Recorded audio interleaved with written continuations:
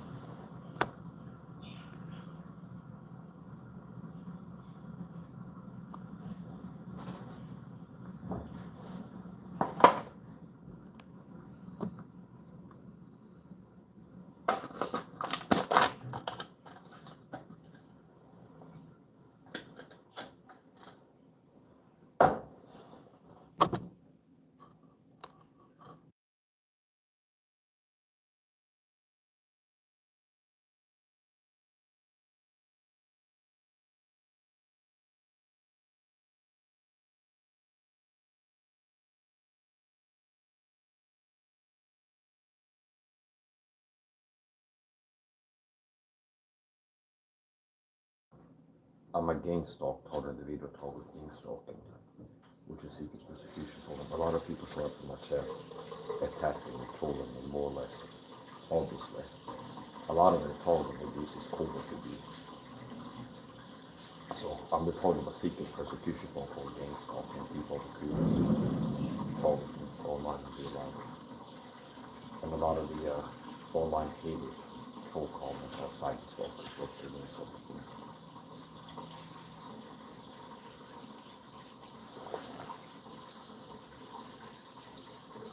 There's another person going to get involved.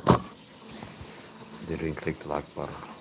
Cool Terminator shades. They're not Terminator shades, they're Maxar shades. Bottom of team was part of a moped pack. Orange ones, I think there were 3 or 4 in the pack. Different color glasses. I like these type of glasses. Good coverage. They're not Terminator shades.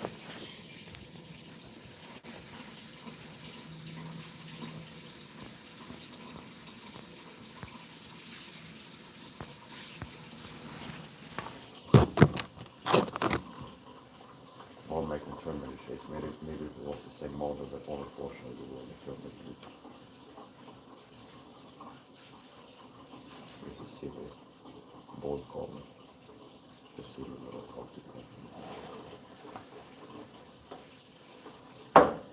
Yeah, so I'm not totally real talk with gang stalking, which is secret persecution program been taught for more than a decade. And cyber stalk is part of it. But it's people that they put up talking about things. Which is why a lot of times I go live with the chat a lot, because since I spend a long time streaming, it's like 3+ hours per day. So maybe if I would calculate the meeting hours per day streaming, maybe it would be on average 6 hours per day or something. So if you have the chat open, there'd be a lot of time spent being told by people in the chat. And I have enough told them in real life. But at the same point, that Chris Michael's problem with covert abuse, narcissist, always abuse types in the chat, or more overt foreign tactics. They also told me in real life. They also recruit people the same point to big fine markets, told me in real life. Gang stalk is huge.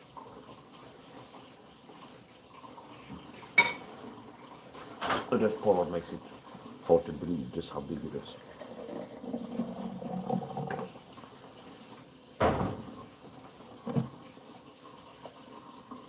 There's a lot of Christian ministries involved, like the Bible Church, the gang stalking church. And the Christians are involved with the gang stalking, the Bible Church, for example. One of the freak cult members, and the leadership of the woman are psychopathic and manipulative.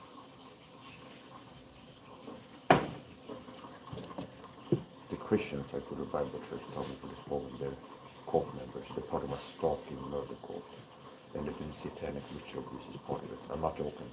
Somebody told them from the Bible Church, other churches, it falls into the category of satanic ritual abuse, technically.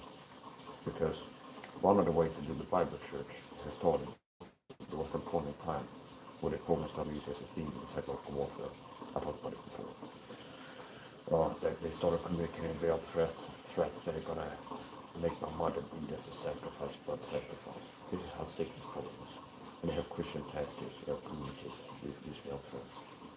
And through the Bible Church, I'll give to you now, through the Bible Church leadership, were one of many people, it's like the program, the gangsters only gets people online in real life to talk to them. They got through the Bible Church, among other people, to communicate this veiled threat. For the like mother bleed. And for a while in the psychological told me was like a feeling in the harassment. And I was more vulnerable to being like mentally messed up by that back when I was that more vulnerable. Not that I had a pregnancy PC and stuff. I was more stressed, less stressed totally. I had more stress in general. Had a in my supplementation for So do the Bible Church, satanic ritual abuse. That's one of the things that we've done to communicate well. For a while, the program had a theme where we were going to make the mother bleed. sacrifice. I call it the mother blood sacrifice. And, okay, it's probably not them. Because it's like this different groups that have been attempted to name each other, and it seems in the tournament. It's like the your gay gaslighting method or something like that. So, you were red power or something, the other hand, you're shape shifting this or something like that. It's like there's so many like ridiculous things. It doesn't even have to be credible. It's just like, do we think this will mess with him that we say this?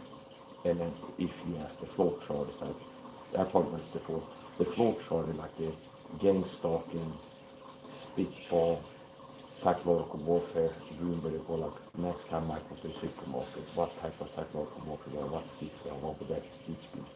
Communicate this to about 5 months, yes, so-called direct conversation. And it's like ideas, it's not like someone goes to there, say he's a Nephilim and stuff like this. It's like, is that true? Yes, no. If no, then don't say it. No, the flow chart is this. Say X, you would think you will hurt him, like mess with him, irk him, make him irate, angry. You think it have a negative impact? Yes, no. If yes, then say it. Communicate it. So like, is it true? If yes, communicate it. So, anyway, they had a theme for a long while, the multi-blood sacrifice, that the gang stalking program, which has ties to the satanic deep states in shadow people. And they were, at a certain point in time, maybe about 2016 or something, they started communicating like their threats were going to hurt your mother and stuff. We're going to make you do blood sacrifice. And to the Bible church, from the church, they communicate these threats. They got gang stalking church. Before the program, they agreed on the threats and actually made my mother bleed from her foot. They, that's what I believe. Same as when I went to the dentist, and the dentist poked a hole in my teeth. I think I could do the phone about the dentist to accidentally poke a hole in my teeth. My mom went to fruit care pedicure. She was diabetic, and bad she had circulation feet. So sometimes, whatever. So she goes to get fruit care done. And she was on a vacation, and she went to salon to get fruit care done. And then somebody had slipped with the scalp and cut the fruit care. Which I believe was a problem. If we were somebody to do that. After they've been threatened for a long time, they can do the sacrifice and stuff. And then they go to psychopathic, narcissistic projections like it's your fault. You want us to do that stuff. It's your fault, so get wrong. So that's the type of sick shit these people do.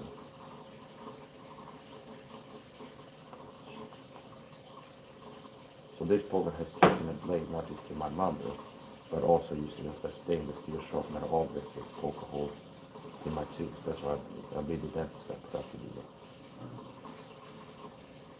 So that really is just a lot about how toxic this program is, how you do it. But anyway, gang stalking is real. I'm gonna put this video, and I live stream. I raw stream. There's 2 people that are gonna get blocked within 30 seconds unless they hit the like button. I don't care what you write, it's just hi. People get blocked for leaving any comments. 99% of them, 10% of these comments don't hit the like button, they get blocked. Sometimes I give people a chance, and I let them know. I notice you didn't hit the like button. You don't hit the like button. You can feed the algorithm a little bit more with some more comments before I block you.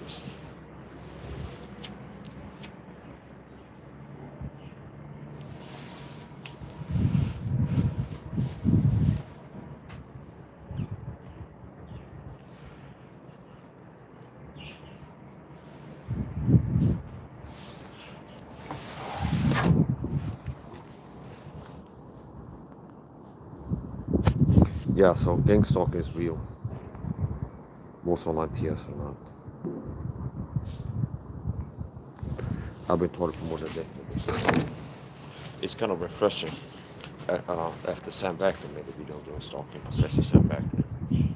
And it's like, I'm not a person that if I find a video and one video make a strong impact on this, I can feel like, wow, yes, this is good, I'd like to see this video. And then it's like, I agree with other opinions, I become like a sycophant now. There's a problem with people. It's like they start following YouTuber. If it's a Christian teacher or a pastor or somebody's an influencer, a lot of people, like if they like a lot of what they end up being like disappointed with. So So anyways, the point. Sam Wagner made a video on gang stalking. He said gang stalking should be studied. And after authorities channel seemed to have gathered more people are taking videos possibly to start watching his videos and comment. So that's something that's refreshing for me to see, to be able to go to the comment section of some of his videos. Interviews not about gang stalk, but like your general smear campaigns and psychopathy abuse. There's quite a lot of comments showing up where people are sharing the testimony that they're told in video. They're told about gang stalking. One time I saw somebody leave a comment. It would be interesting if somebody would make videos talk about the experience being told or something like this. It's like these people haven't found my channel because I've been live streaming daily as a torn video, meaning it's not even like making videos about what happened in the supermarket yesterday as a torn video. You'd be live streaming in the supermarket and at home and things like this. Now, it's like people can do the due diligence. So the reason a lot of people haven't found what they're looking for is because they haven't researched. Meaning I'm not the type of person to go use another person's YouTube channel for self-promotion, leave a comment. I live stream daily, come check me out and stuff like this. That's bad manners, that's rude. It's also disrespectful. I'm not going to come into my chat. This guy's live right now, so I just upload a video like this. Unless it's that person we got into a relationship where you both do that kind of. Yeah, so anyway, gang stalk is real, should be started, so back with there's quite a lot of people. If I would guesstimate how many people there are told in videos and know that they know that they're target of gang stalking, maybe there'd be a million worldwide, maybe around a million.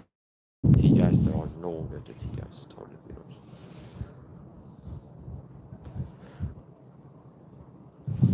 So gang stalk is real. Most online TS are not. But most fake TS crazy talk.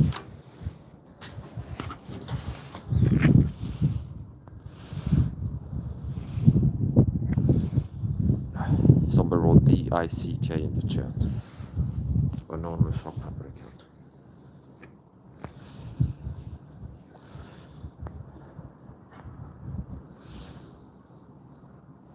I don't know if to be that's an insult because I'm enforcing boundaries and don't tolerate disrespect and narcissistic behavior. And if people show up harassing me in the chat or show up leaving comments, don't hit the like button, I block them. If they insinuate I'm being a DIC addict, which I'm not. But you're entitled to your misperceptions, and you're entitled to the right to believe lies, speak lies, and everything else. But if you got something to say, you can go make me a search and we got blocked.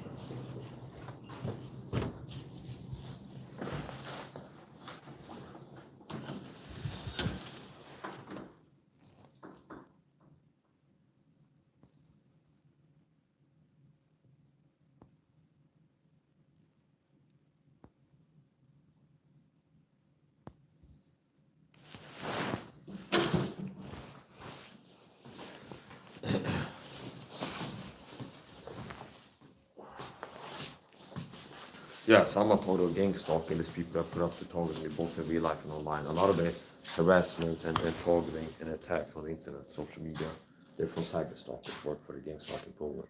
So the type of gang stalking I deal with is institutionalized gang stalking.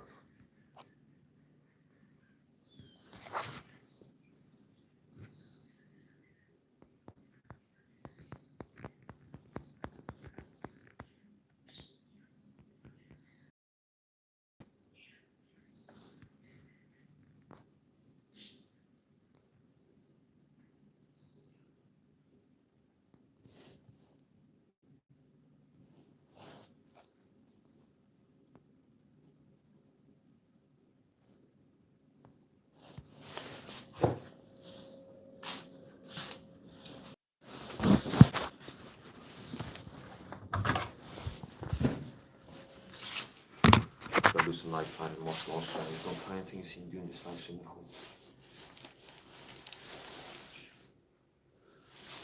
So this is a good stand-in for the leatherneck. Both near equal proportions.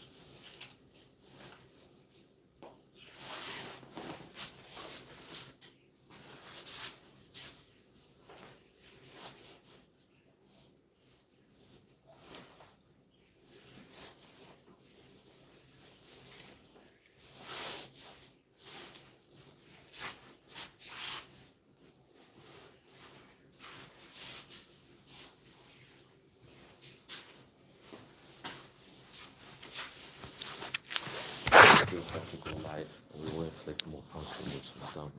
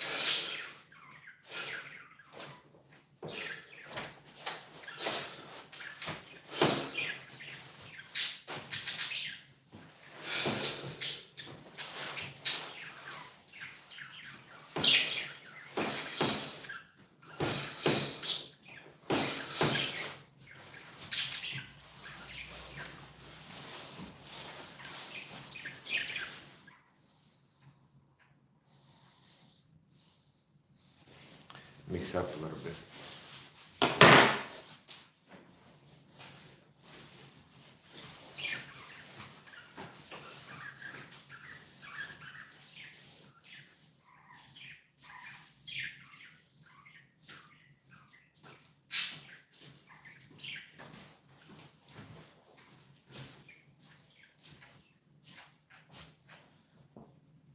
Got this blindfold. And from here on out, I'll be blindfolded. Which means as I'm approaching, I'll be blindfolded the whole sequence until it falls off. I couldn't tie it completely.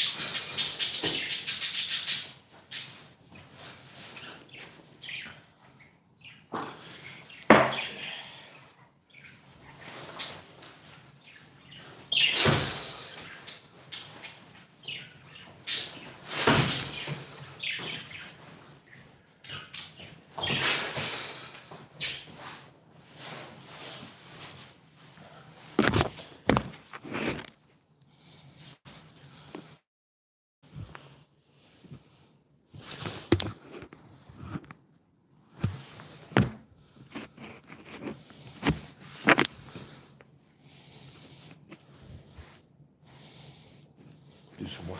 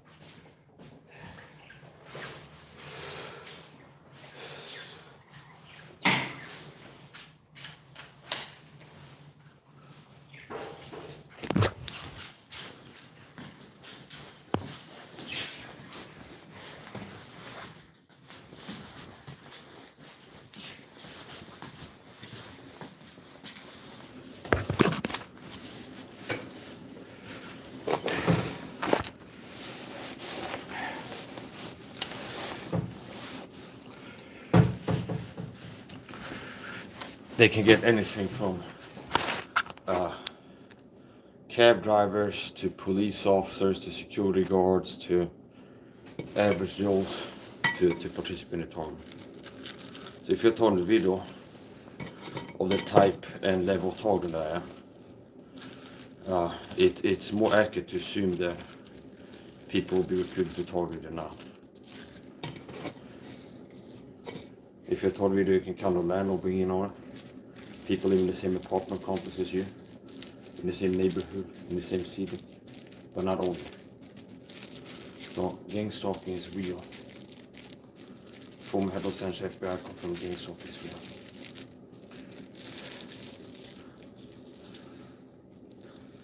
And I've seen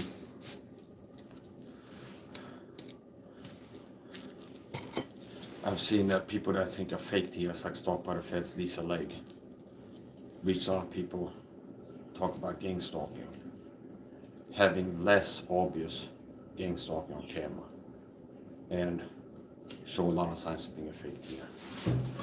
I can't stalk by the feds, Lisa is a fake video.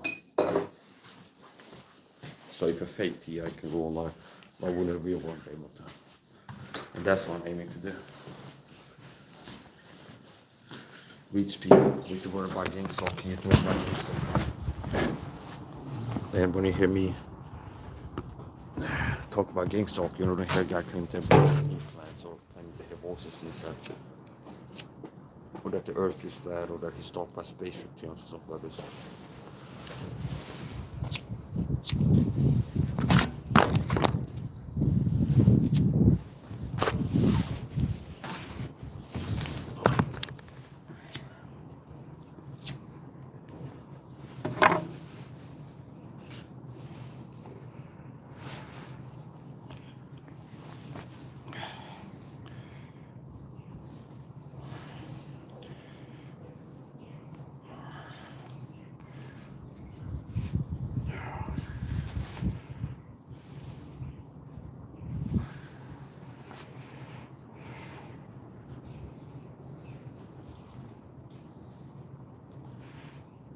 They told him from East Southern somewhere around 2012, obviously.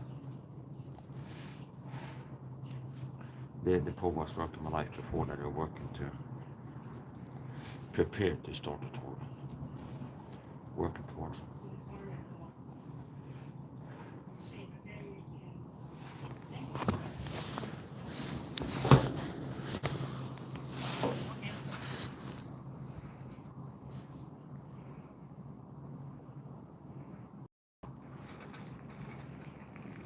These are the work cleaning parks and stuff.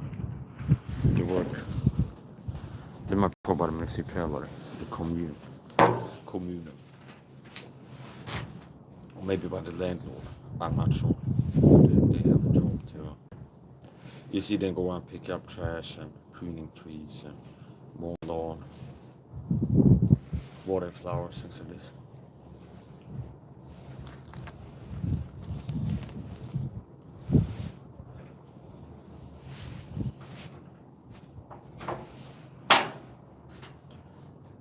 So I'm told that there's a lot of Christian ministries that participate in the gang stalking.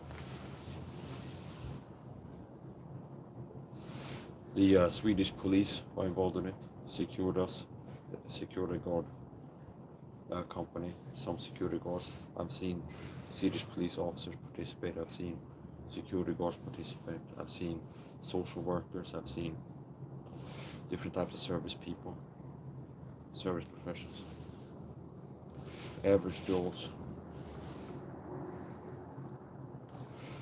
Gang stalking, the type of gang stalking I'm talking about is it's institutional.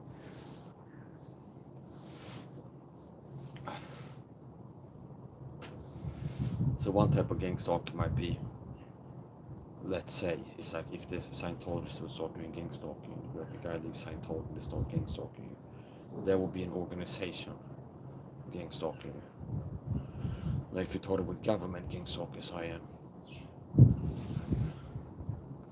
who controls the government from behind the scenes, the deep state. So Captain and Chase is the satanic deep state Illuminati there, or the root of this problem.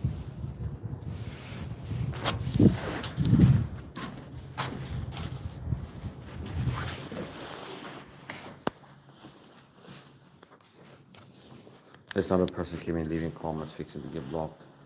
I just saw that somebody left comments not clicking the like button.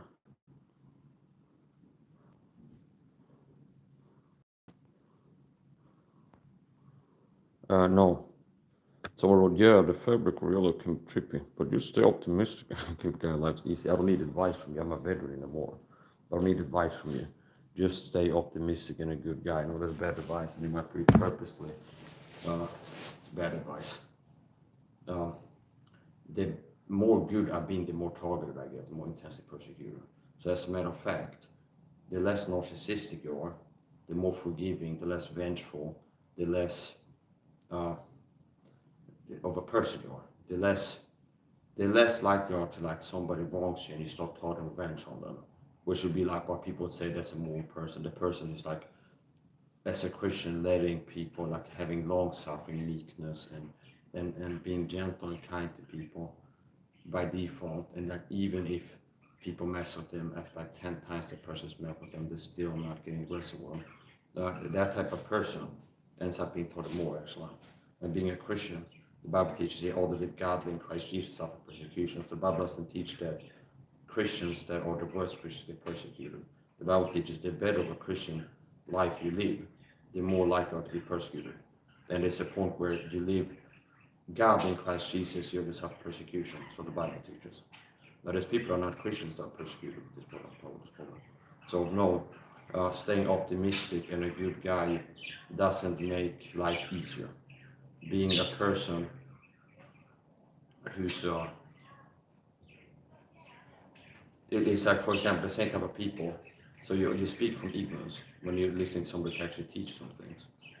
The type of people that are more likely to get targeted by psychopaths and narcissists are people that are naive, because they're not as vengeful, they're not as cynical. So a lot of people project their own nature onto others, good and bad, which means people are naive, they haven't themselves been very malevolent, are more likely to assume that other people are similar to them, that they would never do something like this. They understand. So, as a matter of fact, it's not true. You're wrong. You're wrong in so many ways. Yeah, the fabric of reality can be trippy. I'm not trippy. I'm not on drugs. I don't do drugs. And I'm not crazy. I'm speaking the truth. And a good guy, just stay optimistic, and a good guy, life's easy. Did you see me asking for advice? I'm here coaching people. I can coach people. And I'm not looking for advice from somebody like you, especially not from you. I'm a leader, not a follower. Just stay up with a good guy, life, that you're wrong. You're wrong. As a matter of fact, I've had to re-narcissify myself a little bit during the talking, and kind of force myself to be less kind to people at times. Understand? Just because there's been a change there. So you're wrong, and I'm a leader, not a follower. I'm a leader that he has to listen to if you want to learn how to get better. And I'm not listening to advice. I'm not here taking advice. So that's not what they talk about. It's most likely it's a love bombing type of flying monkey where you're doing the gang, because the program knows that I blocked everybody that came in overtly, like obviously attacking me. So now you're switching to the little same old tired, fake neutral, fake positive commenter. And that you'll be more subtle, switching to the narcissistic, progressive, you from like overt hate to playing the subtle game, trying to be subtle, and I hope you cheer up anyway. What do you see that? Do you see me crying here? Oh, I'm being tortured. I'm a warrior. And I'm dealing with things so bad. Okay, so there's something called toxic positivity. Maybe I should teach on that right now. What's your problem in society? Toxic positivity, where people that are toxically optimistic and positive, and that's toxic. It's like love and light, think good thoughts, positive. It's like you're setting yourself up. Okay, you have to live in reality. Reality is what it is, not what you want it to be. So if you're looking to fail, then just focus on the good and ignore everything negative. And just think good thoughts and good vibes and stuff, and think things gonna get better. More than that. And I'm not here being depressed and miserable and sad and crying or something like this. So you're being pathetic and playing games. I get blocked. But you did contribute to the algorithm by leaving like 10, 11 comments.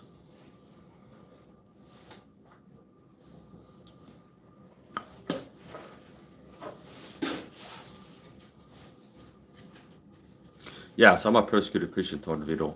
I'm talking about the secret persecution called Gangstalker toward videos. And a lot of the haters that I get, the people come to my chat, writing negative comments to Gangstalkers. So I'm the title of Gangstalk. My name is Mike, so I live in Oxford, Sweden. I'm the title of Gangstalking, government Gangstalking of torrent videos. And I've been taught for more than a decade. And Gangstalk is real. Most online tests are not. The former Los Angeles chief of the FBI, Los Angeles LA FBI chief, Ted Gunderson, like the head of the LA FBI, confirmed in a sworn affidavit the Gangstalk videos is real. And another one to the kind of like intro, like little paragraphs of text that I use as intros. It's like I memorize things, and I like to start my videos by my name is Mike. I'm a talk video persecuted Christian. I'm talking with serial, okay, bullet facts about gangstalking. Sam Beckman made a video saying gangstalking should be studied. So hopefully you can get more and more exposure.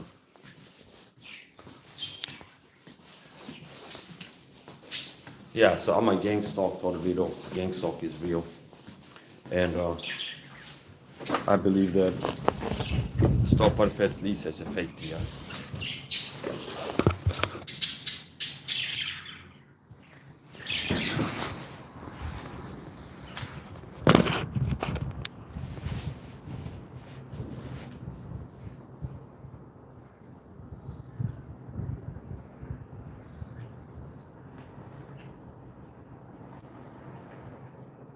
I heard that Mike Perry and Eddie Everest got into a fight. And it was the day after I talked about Eddie Everest in one of my live streams, where I was goofy off a little bit and joking. And I talked about Eddie Everest and bare knuckle and stuff. And then the day after I saw there was reports about Eddie Everest and Mike Perry getting into a brawl allegedly. So I don't know if it had happened a few days before, and it was the algorithm that picked up and talked about this, and they showed me video. But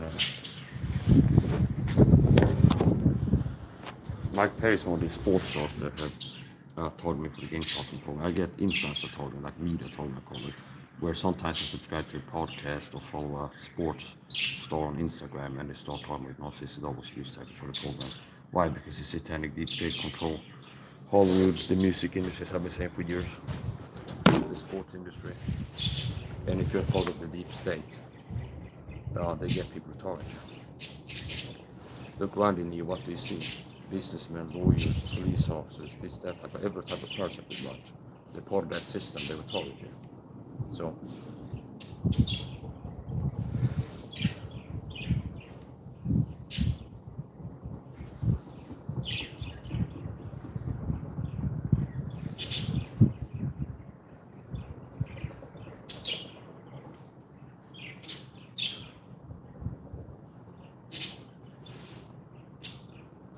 yeah, so gang stalk is real.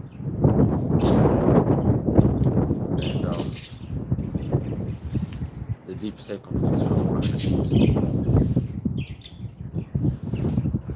Don't leave comments where I click the like button or you will get blocked. 99% certainty.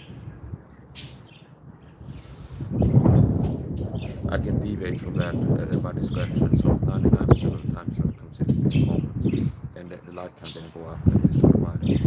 They get blocked.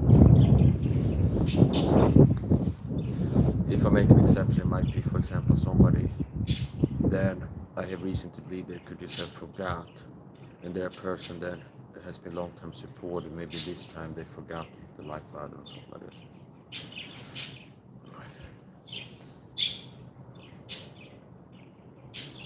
Yeah, so I'm a total gang stalking, and they recruit people to target me, so-called flying monkeys.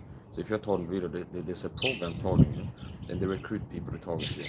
Anything from cab workers to police officers to service people recruited to be a flying monkey, targeting you for this gang stalking cult. You can call it a cult because it's like a secret group with a part of a conspiracy doing things secretly.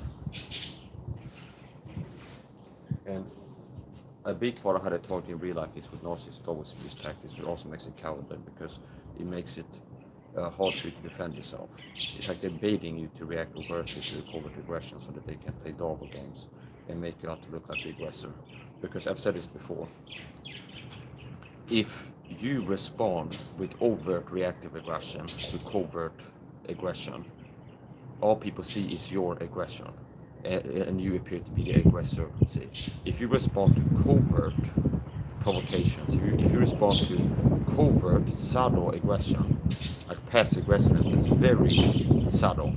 If you respond to covert aggression with overt reactive aggression, meaning somebody starts attacking you subtly and you start defending yourself, obviously, they just see your obvious defense, which is aggressive in nature, more or less, and you appear to be the bad guy in the situation.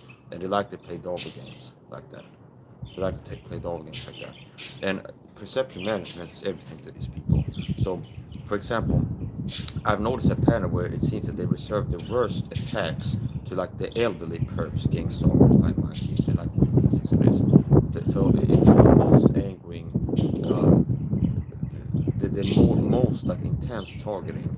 They reserve a lot of times for like the elderly or women.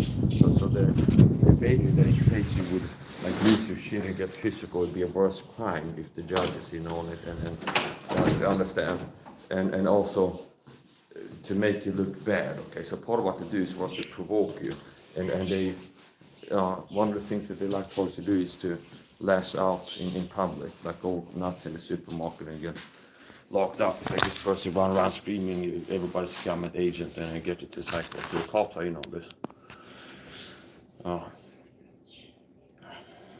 Show your shoes on camera. No, I do that when I feel like it. Okay, you don't get to tell me what to do. I'm a leader. I'm not a beta. I'm not a simp. Okay, and it's easy for people to try to act dominant with me in my chat. Understand? Which is also, this is not a flying monkey that's doing utilizing knowledge of people to express pet peeves to push my buttons on the slide in front of others. Narcissistic abusers love to push your buttons on the slide in front of others, which means if they know something that's a button to push, and other people watching right now don't know that it's a button to push like a pet peeve, but they know it's a pet peeve because part of the program is spying on you, engage your reactions, and like how does he react to us pushing this button? Oh, this is a button to push. Once again, narcissists always abuse tactics. Show your shoes on camera. I've said before, I don't like people writing commanding language. Okay, I don't like people writing commanding language, meaning do this or do that. I don't take on that. I don't like that. It's a pet peeve.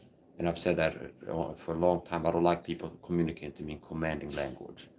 And you shouldn't have to train toxic people that act like that, but healthy adults. I mean, if they're doing it on purpose, most likely doing it on purpose, okay, for the program. That most likely Gab's no, Jordan, okay, there, who wrote Show Issues on Camera. Most likely they're doing that as a narcissist always abuse tactic, because it's something I've said before. I don't like people writing commanding language, and that doesn't make me weird.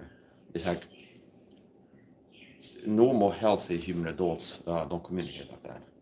Only toxic people, meaning healthy adults don't write in commanding language to other people because it comes off as rude and disrespectful. See, okay, I don't show up, and it's like I live by that standard. See, so it's like nobody has to tell me.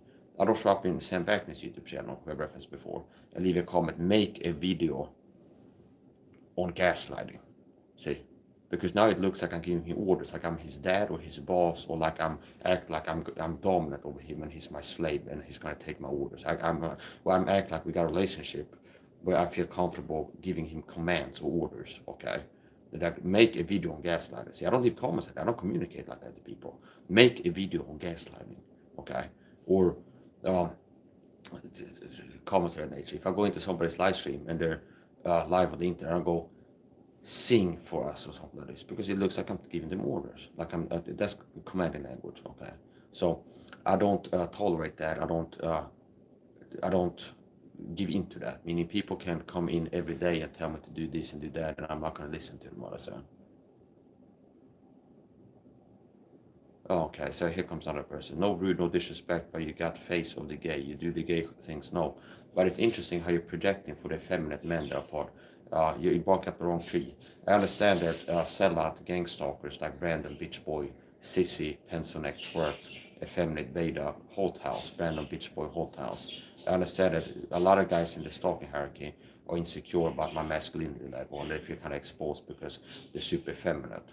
And there's a Christian here who's got some masculinity going. And a lot of times it's projection attacks, either projection by proxy, which I catch that sometimes. Maybe Seb Beck would be interested in me talk a little bit about the and now I'm thinking about it, there should be interesting possibly like at a level you can communicate to him on a level where few people will be able to hang with you in the conversation and hang together. Okay. So anyways, the point, I've seen projection, meaning sometimes you have projection where somebody, and a lot of people don't understand when I talk about this gaps in knowledge, but like hate is psychology. A lot of times if people show up attacking my looks, it's because they see me looking good and that provokes narcissistic injury in them. They're insecure, have low self-esteem, and they see a guy looking good and that makes them feel ugly, and they go, you're ugly or something like this. So it's projection. So it's the level good you're looking that makes them say the opposite, inversions, attack with inversions. And the inversion is a silent admission of how they feel. So a lot of comments can be translated, like hater comments. It's like, you look like shit. Like if I make a YouTube short where I'm flexing like this in the middle of a live stream, and I'm doing like fitness modeling, I'm flexing. Okay, I'm posing and flex like this. And somebody comes in, you look like shit. A lot of times that's a silent admission. I feel like shit, like it's a toxic person translator. As I see you right now, I feel like I look like shit, see? And then it becomes, you look like shit, see? So it's projection.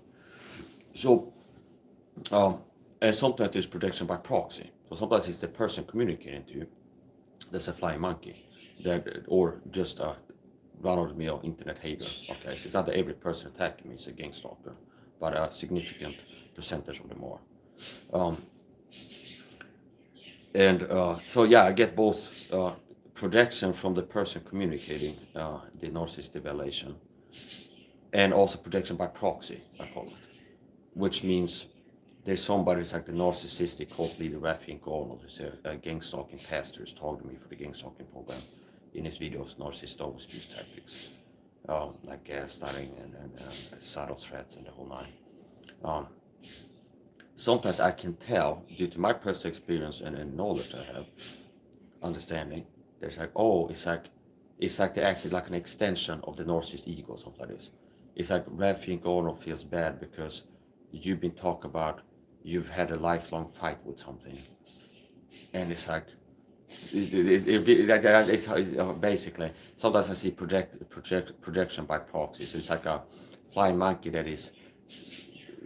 It's like this random bitch boy Holt House feels effeminate, okay, and a lot of guys feel effeminate because you exude masculinity without trying. It's like you are a guy who's more masculine than the average person. Looking, your bone structure, your physique, everything, your performance, your athleticism. It's like there's more masculine. You're a high level masculine in a world full of effeminized men. And it's like there'd be an inversion or situation. It's like you look like gay. See, it's like Mike is masculine. He's got that strength. Mike has the value of masculinity in a world where most guys are lower masculinity, toxically so, meaning morbidly, the natural masculinity level, biological testosterone levels, your bone structure, your body composition. Like a lot of guys, like Brandon Holthouse, he looks like I did before I hit puberty. Like his face looks like a sweet little boy. He's got a boyish look and vibe to him. His physique, body composition, everything is just like more boyish of a feel, energy, look, understand? And there's a lot of guys are like that now. So most men are less manly than I am, masculine, looking, being, performing. Okay, so it's once again an inversion of the truth, where Mike is rarely masculine, say that he's gay as a way to attack his masculinity, and be like, the ultimate attack of masculinity is people like say that you're homosexual, say. So that's what they're dealing with. So a lot of it is just inversions. No rude, no disrespect, but you got the face of the gay. No, I don't have the face of the gay. You do the gay things. No, I don't. Hi, how are you? Writing questions without question marks. I just subscribe. Okay. If you don't leave a like and you don't hit the like button on the video and you leave a comment, don't be subscribed. Don't be surprised if you get blocked, subscribed or not. Hi, how are you? Mind the business. I just subscribed. I also look that, okay. You're being surveilled 24/7. That's not news to me, okay? I've been teaching. So gang stalking means you're being spied on and surveilled 24/7.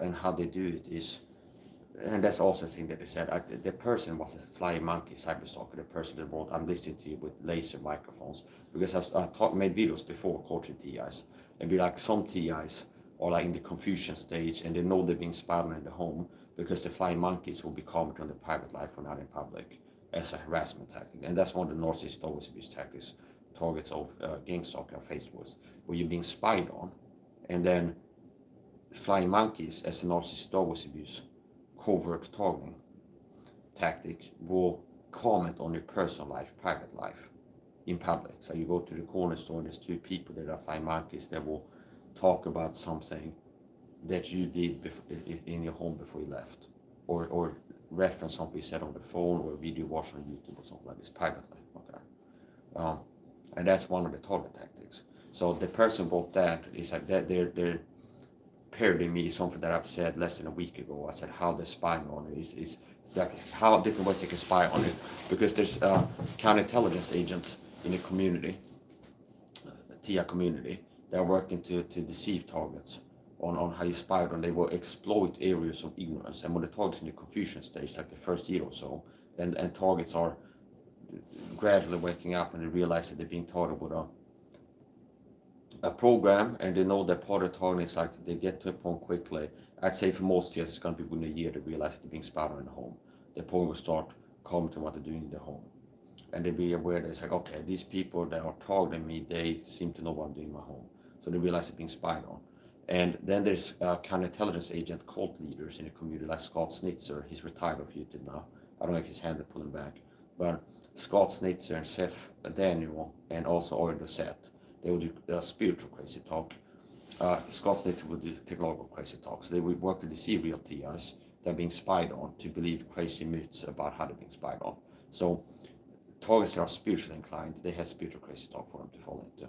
So Seth Daniel, for example, I remember he said, if you're wondering how they seem to know what to do in your home, if you're talking video, they have witches and warlocks and covens, and they do these rituals, and they remote view you and astral travel, astral project, and they spy on your home by remote viewing you. The spirit traveling into your home and spying on you, run back to the coven and tell what you're doing in your home. So that'll be spiritual crazy talk. And also how they work to deceive people, because the target will be an unpaid crazy talker helping to cover up their targeting, and they target other people if they get into crazy talk. Because how they work to cover up gang talk is to have crazy talking fakes, spread crazy talking fake talking points, to discredit the topic, and also to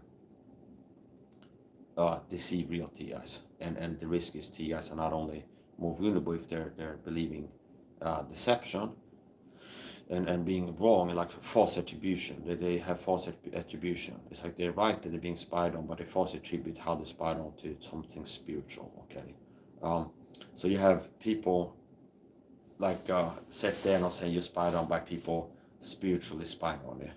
And then you have people like Scott Snitzer going, it's like they can look through people's eyes possible to technology. And then people that are tech-based stalkers tell that they can read your mind remotely or name remotely. They can read your mind, and that's how you know what you're doing at home. They can look through your eyes and stuff like this. Okay, that's tech-based talk.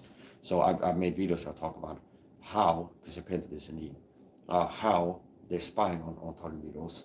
It's like Occam's razor. It's like you had to have been living under a rock with the snow revelations and everything. It's like it's in the public eye. It's not even like a super fringe conspiracy. So obviously, just as how do they spy on you? Well, if I click here and turn off this live stream, and I go, oh, that was a hard stream. So what were they doing? And I'm talking loud to myself. That gang stalker, they said this. Yeah, they were a gang stalker. Just like you hear me sit here talk right now, they would hear me by tapping into my microphone. And if I didn't have the camera, they could tap in and look through my camera. They have back doors in electronics. Everybody's electronics. So how they know what to do in your home? A simple way is to just tap into electronics. A lot of people have a laptop at home and a phone, and they can remotely access your phone, your laptop, and listen in through your microphone and look through your camera. And that's how they spy on you. And then they can comment what you're doing. Do you understand? Like one of the targeting tactics could be, let's say, I'm not live, okay? I wasn't a TI that had an online presence, but I had a laptop on my desk, like I do, and I have a phone. And then let's say I have my phone plugged in here charging, and then it's like I stand up here. It's like I'm not thinking that on camera. Okay, I just have my phone there and walk around scratching my ass. Okay, my butt cheek, because I had an itch on my right butt cheek. Okay, and I just walk around scratching it. Okay, maybe it's like I was exercising yesterday. I got like a friction burn or something. I got like a rash on my right butt cheek or something like this. And next time I go outside, they could have a perp. As a narcissist always abused, it can be body language trolling. It's like as I'm exiting my apartment, there's a guy who's standing there mimicking what I was doing like 7 minutes before leaving my home or something like this. One of the neighborhood gang stalkers, okay, put on your shoes, go outside, stand there. And it's like as I'm leaving to throw the trash bags, it's like I have a prepared little skit where he's standing there like this. And they'd be like mimicking to be like, oh, they were looking at me as I was scratching my butt or something like this. Or they could have somebody in the corner, so when I go there, be like, oh, this guy's got a rash, he keeps scratching his butt, this guy works, or something. Do you understand? Like they're just commenting on a person's life. And it doesn't have to be something wrong that you're doing or something like shameful or something like this. But especially if they think, it's like they go for what they think about it the most. So things that are intimate, private, something that might be shameful or something that you just, it's like private that you don't want people to know about. They're more likely to use that, exploit that. So I've told them that before, and it's like talk about how they're spying on it, because a lot of TS are still in the confusion stage and wouldn't being deceived about how they're being spied on. It's like people are looking through your eyes with RNA machines or something like this, and or they remote viewing if a Christian, if a target is like a Christian, they have a spiritual inclination. They're moving into deception in the confusion stage, and being deceived to how they're being spied on. So I've taught people the truth. I've taught people the truth how they've been spied on.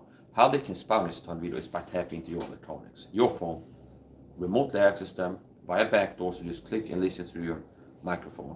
Click to look through your camera, okay? Your laptop. Even TVs, possibly like modern TVs can be used to spy on it. Okay, I'd say possibly, okay? So that they can spy on you. Another way, if everything would fail, they could use, and I said this before, they have microphones. They're like on a handle with a parabolic disc. It looks like what people have on their balconies to pick up satellite, okay, TV. And they can aim it at your window, and then the window becomes like a speaker. It becomes like a microphone. They aim a camera or a laser, whatever it is. They aim something at the window, and then the window. I talked about that before. They have devices they can aim at your window. They can listen into what's happening in the room. So yeah, that's not news to me. You're being surveilled 24/7. Yeah, that's not news to me. You're playing silly games.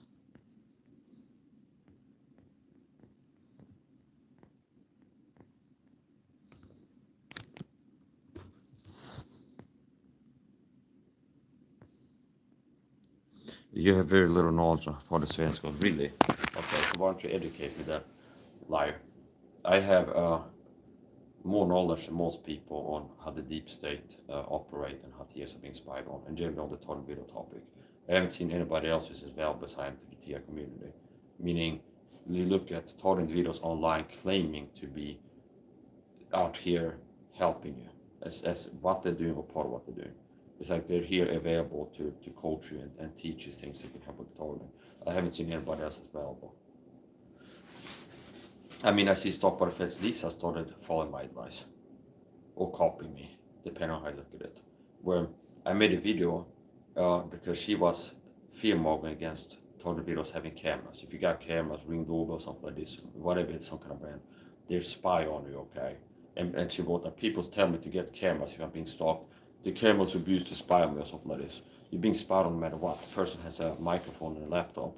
And I made a video commenting that. I went like, yeah, here's another tell that she's a fake TI, which I already kind of heard as based on her past behavior, including narcissistic double abuse tactics against me after I subscribed to Instagram or start checking out Instagram. Okay, true to fall. Because they're trying to trigger me to get less effective in my content and like crashing out if I'm making videos. I see them do that. It's like people are concerned about me making videos, commenting on it. They're working little triggers in the videos and they think that's going to make me reliable, like crash out if I watch a video, I guess. So anyway, it's the point. Stop at Feds Lisa started fear-mongering against cameras which always need to use to protect themselves on Instagram reels going. People tell me to get cameras if I'm being stalked. It's like, you don't get it. If I get cameras, they're used to spy on me or something like this. And then she makes another post about Ring doorbell's cameras and she's working. And basically boiling it down, it's like the outcome of this behavior would be, if it works, TS be like, yeah, I'm not going to get cameras. I'm not going to get a peephole camera. I'm not going to have a camera to protect myself from retarding because it's a bad thing. So. And I made a video reproving that. It's like she's wrong, she's toxic to TIs. TIs need to use technology to protect themselves from retarding and make it harder for the opponent to target them in extreme ways with noise harassment, things like this. So actually I was targeted with intense noise harassment until I got the timestamp camera app, and I used to use a Samsung Galaxy tablet, and in my old apartment I would have people in the same apartment complex doing noise harassment, okay, allegedly, like intensely, and here too I'll get noise harassment, and it's like interesting because once I started all the video recording inside of my home, like near 24/7, like just starting to video record and have the ability to quickly start recording, the noise harassment decline. And sometimes you can tell that the noise that somebody's being told to do, like it's told by a handler, because once I go there, I started recording to document the harassment, they get quiet. Like a lot of times right before I get the recorder going, or like we understand, so you can tell that it's somebody being instructed. It's like somebody who's got their hand in with this earpiece, be like drilling the walls now. Okay, stop. Okay, I see, kind of like that. So flying monkeys work for the point of more control. So. You have very little knowledge of how far the surveillance goes. No, and you're just saying that, but you're not giving any quality argument. You're not proving what you're saying. You're just claiming that, and that's exactly what somebody working for the program would say to try to delegitimize me and kind of attack my value. To be like, yeah, TIs. Somebody saying this guy doesn't know a lot about the gang stalking. Okay, so anyway, that's the point. You have very little knowledge how far the surveillance goes. Okay, really? No, that's not true, but why don't you try to prove me wrong? What is it that I don't know about the surveillance? Let me guess, it'll be some crazy talk, you would say, that they are reading your mind with satellites or something like this. It's like, because you're not crazy talking, believing myths, and are ignorant, and claiming falsehoods, I'm going to say that you're not knowledgeable, see. The same type of stuff you might get if I go, you're not taught about ELF weapons, as Tony Reed on some read like, Mike, you know nothing about the targeting. ELF weapons, it's like you're in the beginning stage. It's like you didn't wake up and realize that ELF weapons are being used 24/7 for Tony Reed. If you want to believe ELF fairy tales, go ahead. If you want to believe ELF fairy tales, go ahead.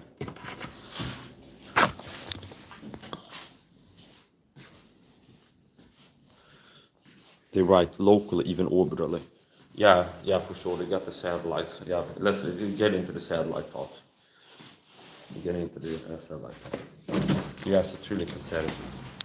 You guys are Bruce League baseball. Galvin Ricklow crazy talkers. Throwing curveballs in my shed.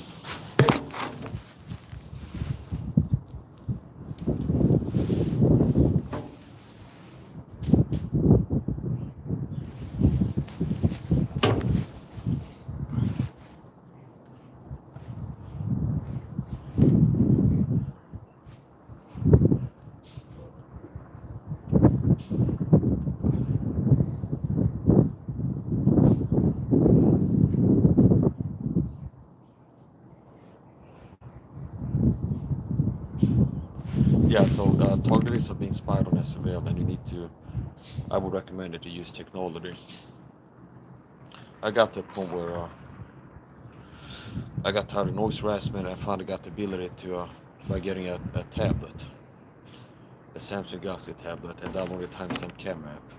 And then I would turn it on as a prevention of noise harassment. So just start the audio recording and have it run in my home. It would keep them from doing intense noise harassment when it was on. And then sometimes if you get it, sometimes if you just having audio video recording going can reduce the noise harassment. Other things, even for targets that are not autistic, I can recommend getting a wide selection, become a collector of sunglasses, and then get some earplugs. That can help you a lot. Because something that the program does use harassment tactics is bribing and noise harassment. And bribing could be, for example, if you park a car as I'm here, and they try to run interference, like park a car there and then flash the headlights on and off to things that never happened to me before. Bribing, okay, they use bright lights and flashing lights to trigger cortisol and things like this. And even targets that are not autistic can develop sensitivities due to the neuroinflammation you're likely to get from the target. There's likely biological effects of the gang stalker being poisoned with heavy metals, which is part of the game, meaning they poison, the targets get poisoned, poisoned. So if you get poisoned with things, heavy metals that can make it into your brain, or chemically poisoned by the program, it can give you neuroinflammation, brain inflammation. And if you get neuroinflammation long enough, high enough in a degree, it can lead to sensitivities, where you start becoming sensitive to bright lights, loud noises, and you get a lot of stress from bright lights, flashing lights, certain types, frequencies, flicker rates of lights, especially. So I would recommend targets to get sunglasses and earplugs, and they have so many things nice. Like you can have red tint glasses, you can have these night driving glasses that I have, and they do a lot to reduce glare. So these orange tint glasses, it's like I found on Amazon by searching night driving glasses, and that's how you find them. And they have different lenses, the black lenses, the dark ones, and they have orange, yellowish lenses, and they're designed to maintain your night vision because they're driving glasses. So designed if you're driving it in low light environments and like at night, that's when you can be extra like blinded by lights because your eyes are like it's dark, and then suddenly it's very bright. It can make you blinded. So it's designed to maintain your night vision, the glasses, help you to see in dark. So it's not like regular sunglasses that makes everything a lot darker. They're designed to reduce the glare and like the blinding effect of lights and how annoying they are, disrupting, while maintaining night vision. So it's like a balance of maintaining night vision, the ability to see in low light conditions, while still reducing the intensity of lights, certain types of lights. So I recommend those.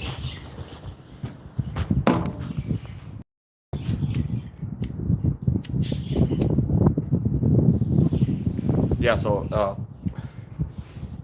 after being noise harassed a lot and being harassed in different ways, I got a phone tablet and downloaded timestamp camera app, and eventually I started doing security streams. I also had them sabotage the recording equipment. So after using that Samsung Galaxy tablet with the timestamp camera app to prevent and document harassment tactics, and having it running a lot, using it for covert entry and night purposes, and having it plugged in on the video recording, it damaged the battery, okay, like overuse and charging while in use. Especially before I figured out how to kind of optimize it. So I turned on the screen brightness, download this app, the app to have the screen be down low, and that saves energy. And like you can set settings to like protect the battery life by, if it's charging, it only goes up to 80% and stays there in 6 hours. Yeah, anyway, eventually the battery was so depleted and like damaged by using it so much, the tablet for audio video recording, that the battery was so bad that if I would plug it into the wall outlet and like charge up as much as it will go, and then unplug it, within like 5 minutes, it will deplete the battery, it will go down. And whereas fresh, maybe it'd be like 3 or 6 hours or 8 or something like this. So for a while that was vulnerable. See, there was a vulnerable system where all I had for code entry now at this point was the Samsung Galaxy tablet. So sometimes the camera didn't have the light stream as a secondary, like a backup system. It happened once that I go, the rare time that I leave, maybe it's on average once a week every 2 weeks that I go outside to get some shopping done or something like this. And I was out, I don't know, maybe 15, maybe 30 minutes, maybe an hour. And when I came home, like the one day, the short amount of time, the rare occasion I went outside for a short amount of time, it happened to be a power outage. I come home, there's a slip on the floor, like by my door. There's been a power outage for approximately 5 minutes or something like this. Like just enough that the security system go down. So most likely they caused or capitalized on that. More likely than capitalized on a problem they caused it and used that to record entry. So that's one of the risks if you have the program gain entry to your home, is they can contaminate the environment, pollute your food. This powders, fine markers can bring rudiments spread in your apartment, chemicals. If you like me, you're allergic to perfume, they can get fly monkeys to put perfume on yourself, what you're allergic to trigger reaction. That's the type of target I've got. That's chemical warfare. I've got that type of target where they tell fly monkeys to spray perfume on themselves and before they're gonna go where I am because I'm allergic. I've also had packages intercepted at least once, and people put perfume inside a package.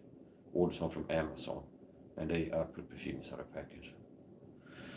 It's also happened where I booked the time, I got a cab, like let's say tomorrow at 1300 hours. So it's like they know that it's like the last 5 minutes, it's like they send a flying monkey to drop a few drops of cologne at the floor of the elevator or something like this. So at the time to when I leave, there's somebody just recently sprayed perfume in there that I'm allergic to, things like this. That's part of targeting, so it's chemical warfare. So yeah, anyway, I'm not told in the video, I'm told with GameStop with some videos, and other TS can learn from me. And it's not my fault if you're blind to my competence, because I'm not working too hard like people do that phone artists and like focus on feigning competence and like Ben saw the type of marketing. They're just I'm focused on being viable and having competence and ready and able to teach it. And I'm not playing the game like trying to trick you into. It's like I know that I have competence. I'm here using it, and I'm not playing the game of trying too hard. I manage perceptions. So anyway, that's the point. Thought videos need to. My recommendation to survival is you need to have a security system once more. You need to have a timestamp camera app, video recording. Here's a way you can do code entry. Get a timestamp camera app. Get a phone, a spare phone. Download a timestamp camera app from Google Play Store. Have a laptop run a live stream at the same time. So you have a live stream and a video recording, timestamp camera, video recording going inside the home when you leave to prevent covert entry, which means they promo sneak inside the home in a way and doing bad things inside the home. Other things you need to be doing is you need to learn from me about supplementation. Proper supplementation makes a huge difference. It makes you less vulnerable to stress. You don't understand how valuable my coaching is. It makes you less vulnerable to stress. If you take my advice, you can be less damaged by the stress. You can be healthier. You can perform better mentally and physically, and you won't be as affected by the target just with the proper supplementation. The supplements you can take to lower cortisol, calm yourself down, like ashwagandha, for example. L-theanine, right type amount of supplements can make a huge difference in how effective you are psychologically by the problem. Coming from a person that cured himself of panic attacks having raging CPTSD before, and suffer from panic attacks, and I killed myself from panic attacks.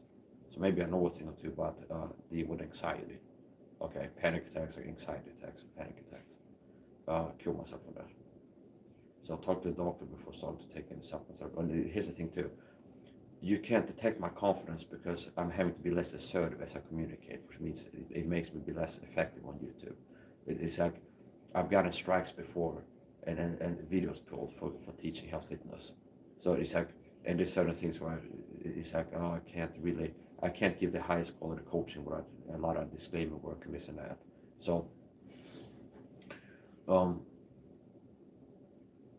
yeah, you need to be where my Rambo where I can teach and not hold back so much.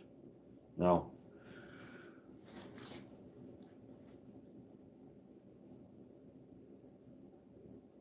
nothing that I've said that you just take is medical advice or information. It's purely my personal belief and opinion. And run everything by doctor. Talk to the doctor before starting to stop taking the supplements or medications. Okay. Licensed physician or licensed medical professional. So when I share my opinions, run it by medical professional for acting on it. Which means if I say you should take ashwagandha, it's like before you take any supplements, you talk to your licensed doctor. That's a disclaimer. So anyway.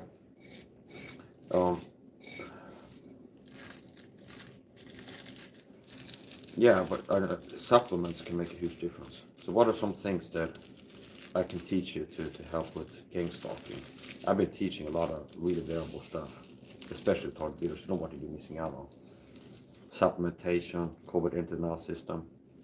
But if you would have listened to Stop by the Feds Lisa, it wasn't until she started copying me and taking my advice to have a secured live stream inside her home that she's more valuable to your community. Stop by the Feds Lisa giving bad advice to TIs that I don't live stream, don't have cameras to reach the spy on me. And I'm like, no, you need to have live streams to protect them from retardment. And live streams, you should use them, a COVID entry system, including a live stream. And it wasn't, if you were listening to her the last few years, you would have gotten that value, be warned and about COVID entry and taught how to stop it. It wasn't until she switched her tune by me calling out for like shilling, fear-mongering against live streaming, having cameras in the home. Then she switched and started to do what I've been telling TIs to do, my advice. See? So either she took the advice or she started copying it. See? She started live streaming. After I called her out for being against, I've been for years teaching you should have a COVID entry system for your target video, a live stream and a video camera at the same time to protect you from COVID entry. And Stop by the Feds Lisa hasn't, see? And it wasn't until I called her out on Instagram, made a video that she's part of the problem, she's fear-mongering against cameras, that you need to have to protect yourself. Okay. And she starts doing what I've been recommending TIs, teaching TIs to do for years. Have a live stream in your home to protect them from COVID entry, which means the program sneak inside the home anyway. And she started doing that recently on YouTube. Watch my room for stalkers while I'm away. And she didn't do that before I called out on Instagram. And I've been, and I can prove that. I've got the receipts, meaning I can show you like dig on Rambo beat shoot, like the first time I told you that the COVID entity need to have a live stream, a video recording. It's gonna be more than 2 years ago. Okay, more than 4, as a matter of fact. And she recently started doing it after going to cameras and bad. Okay, so yeah, I'm more valuable to the TIA community than anybody else I see in terms of being a target video, coaching you, teaching you how to deal with the target. And one of the most important things, like foundational things, COVID internal system, supplementation, and protective clothing, I would say. I've been shot in the leg with a dog gun by the program. I've been sprayed with chemicals. So being in the war, I had to wear armor. I had to wear clothes that act as armor, make it hard for a opponent to get dog gas into my body and liquids on my skin and things like this. There's something called transdermal absorption, which means they can spray chemicals on you, get a drop it out of the skin, it's soaked up and absorb into your body. So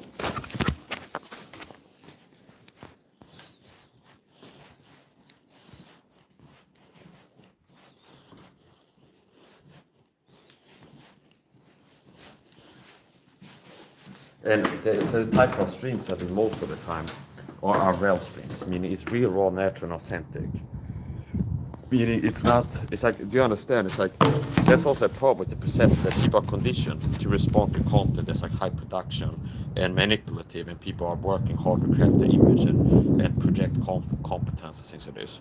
And the most manipulative people have the most success on YouTube. It's the most narcissistic, the most dishonest, and people that overhype themselves and make false claims and things like this.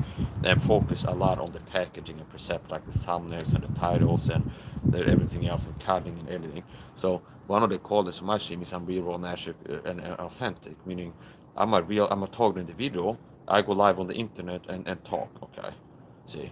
And it's not like, well, I'm gonna make a video and I need to write a script for it and then have a guy edit it and things like this. So anyways, the point.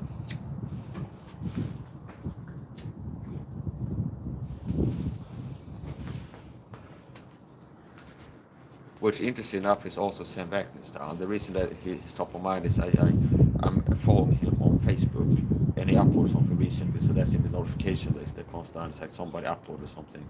Okay. Interesting enough, this is the same style that Sam Vaknin uses, generally, where he doesn't edit his videos with like flash cuts and sound effects and like the most YouTubers are monetized or have like a business YouTube. Like they're a business person, they have a product or a book or a service. Most of them will go for like the glitzy, high production, editing stuff. So.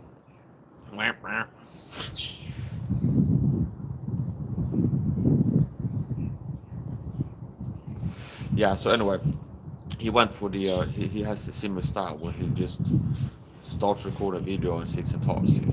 Okay, now in preparation might go to, I wouldn't be surprised if he crafts a list of talking points or has like bullet points or something like this before he goes live. Maybe goes and possibly a script. I don't know, you have to ask him. But so what is the reason for that? It might not just be what he's from an older era, like more old school, where it's like elderly people, like older generation people. Sometimes we have like an aversion to new technology, and they'll be like, "I'm not getting on Facebook. I'm not getting a Facebook page, something like this." It's like I'm not getting a smartphone, something like this. I don't think it's that type of thing necessarily. It possibly could be an outcome of him being a narcissist, self-diagnosed, or like self-professed rather, and maybe doing the therapy and stuff, he realized that is like more healthy behavior, and he doesn't, possibly he avoids being manipulative in certain ways or something like this. So what is the point?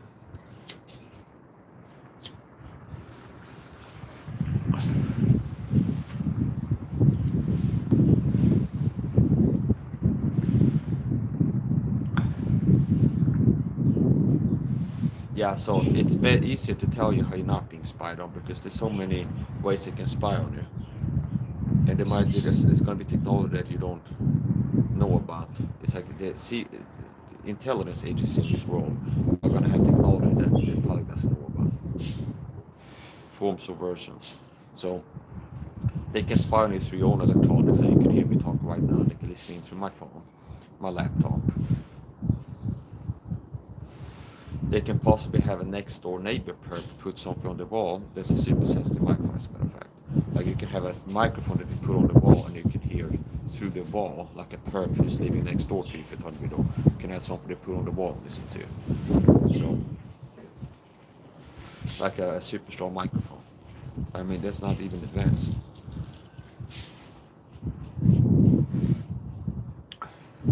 Yeah, so I'm not talking in the video talk with gang stalking. I've been talking for more than a decade. And the talk has escalated over time. And the program recruits people to follow me with Marxist double speech tactics. And there's all kinds of people. So it's not one type of person. It's only black people, only white people, only Republicans, or only atheists, only young people, or old, or anything like this. It's not that it's only people that are middle income or something like this. There's all kinds of people. And you're gonna have more people that are like lonely incel men, okay, that participate in the program. So I'm talking with gang stalking on the videos. I have been for more than a decade. And I've been making videos teaching other TAs how to deal with the target, passing on useful advice.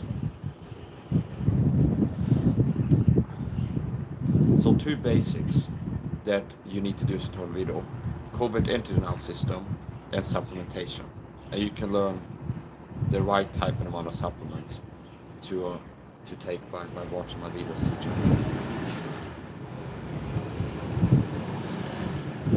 Vitamin C is especially important.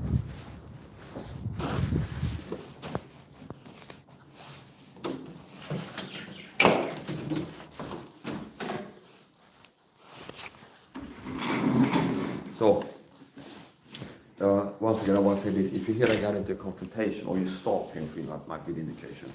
If you stop hearing from me, I might have gotten locked up somewhere like in a psych ward from some kind of confrontation. And if you hear I got into confrontation with somebody, more likely than not, it was a flying monkey for the program. Then have been talking for the program, and I confronted about it, or I put down a bound and it escalated, and didn't understand. So I'm not threatening anything. I'm saying that it has to be something illegal that I do.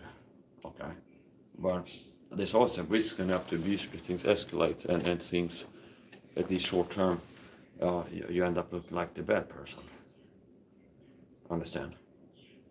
So I've already been swatted and put in a psych ward by the program. And the Swedish police force have been involved in the attempt to discredit me. Right as I got a YouTube channel, started making videos, it's like they scooped me up and started exercising, being targeted by the program. I could tell they were trying to stress me out. They have a cop car show up. And that's the Swedish police force has been involved in the gang stalking. Gang stalking is a government program, has police involvement. And a few years ago, like the first attempt, they picked me up and drove me to a psych ward. They picked me up and drove me to a psych ward.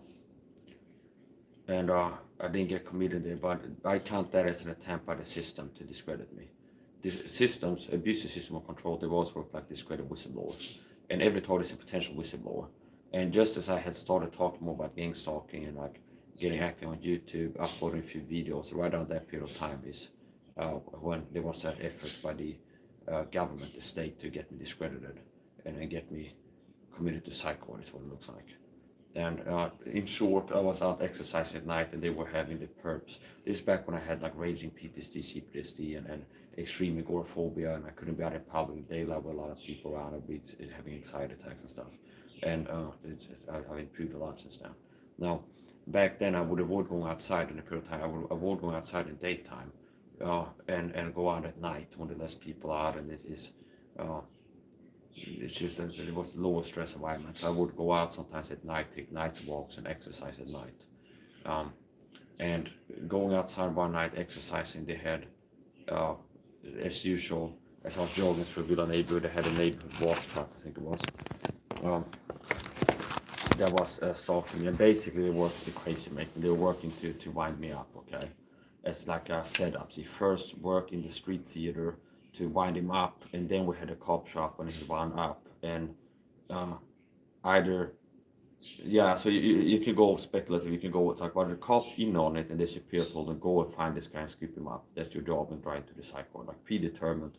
Your job is to find this guy, he's out right now, pick him up, say we think you're crazy, take you to the psych ward, like no matter what, okay? Or was it that the program was working to wind me up, and then they call in a call to the cops to be like, this is a guy who's running around acting nuts, okay? And now, anyway, here's the point. I know for sure that the Swedish police, the state, have been involved in the gang stalking. So I'm talking about government gang stalking. And basically, there's been an attempt to discredit me because abusive system of control have always worked to discredit whistleblowers. They used to have something called sluggish schizophrenia. And it's all the things I didn't look up enough to confirm. But it's like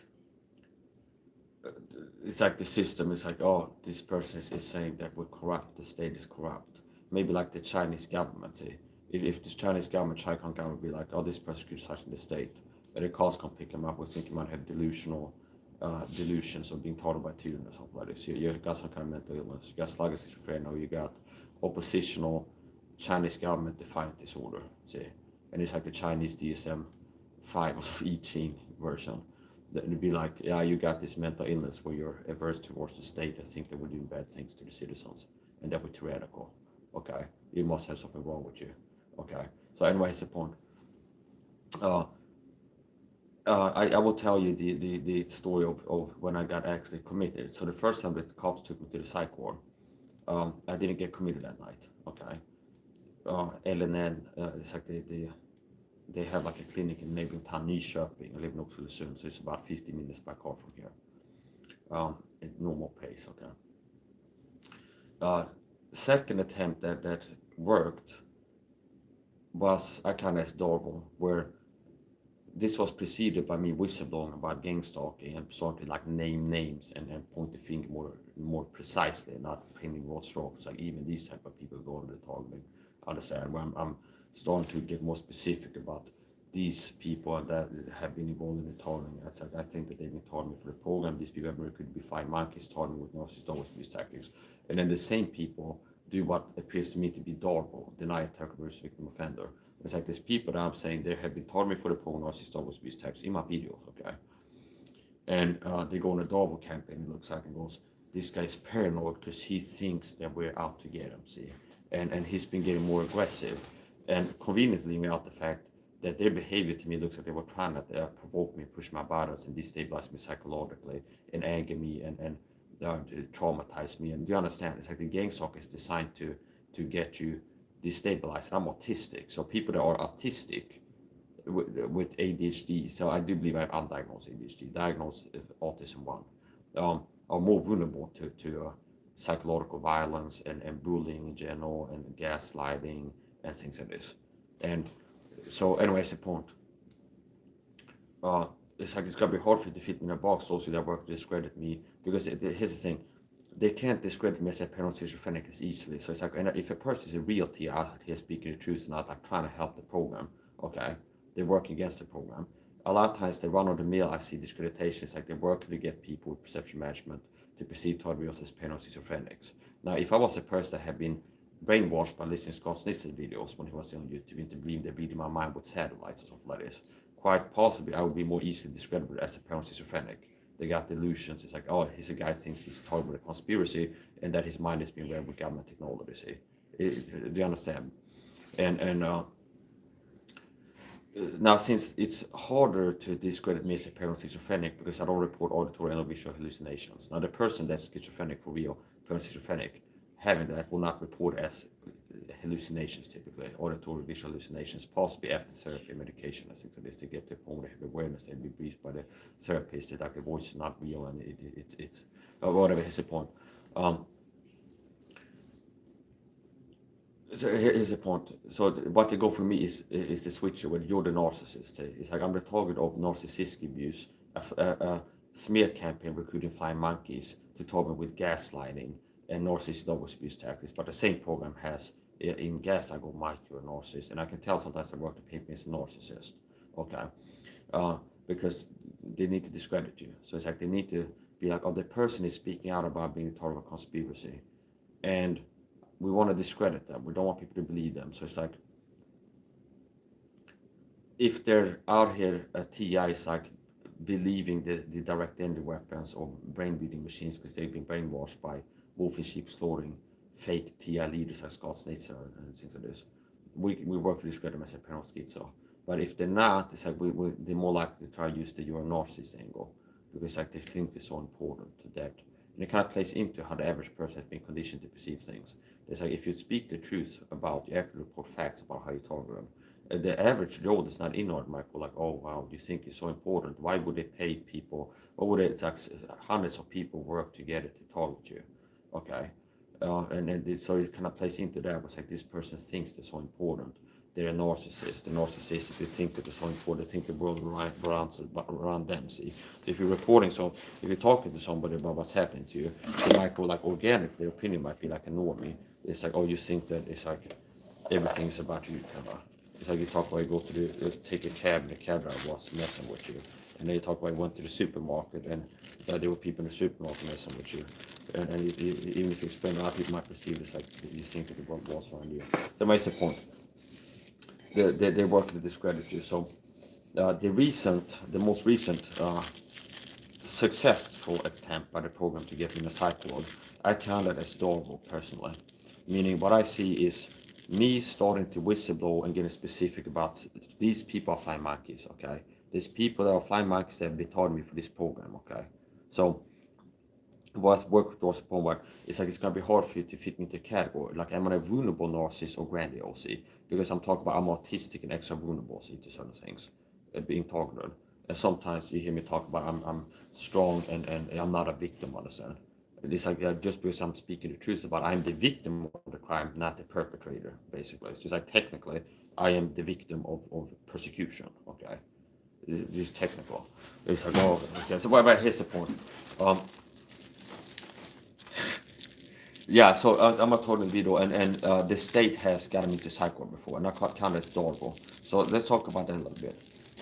The second attempt worked. The second time they called it to psych ward, I got somebody wrote you are drugged as hell. I'm not drugged as hell.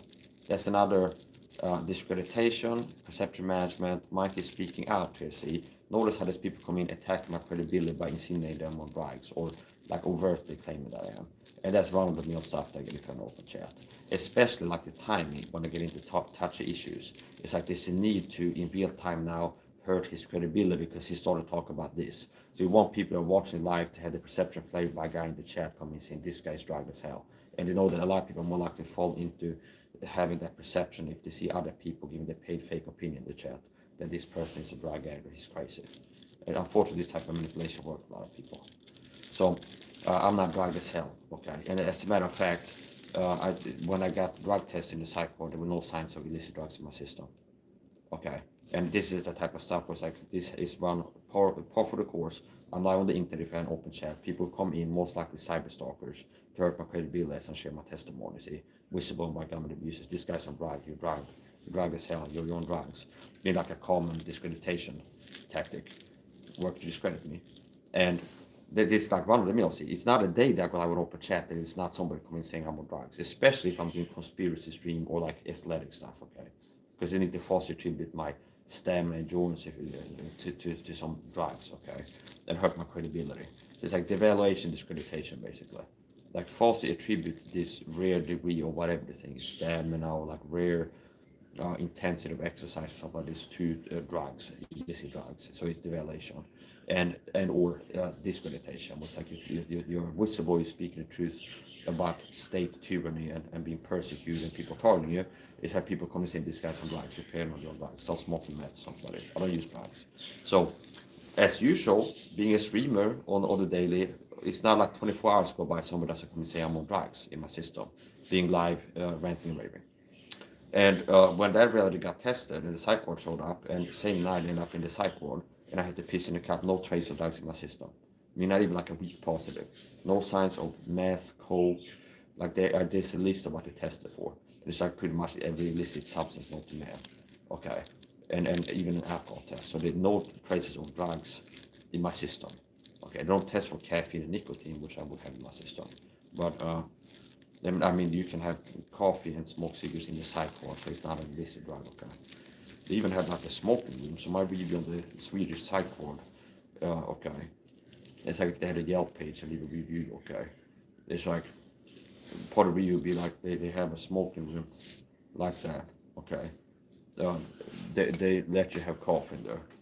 Now, I think that it's quite possibly, if I analyze it, they have a smoking room in the psych ward, which means like the room where smokers are going there and smoke. They don't provide the cigarettes for you, okay? It's not like a vacation.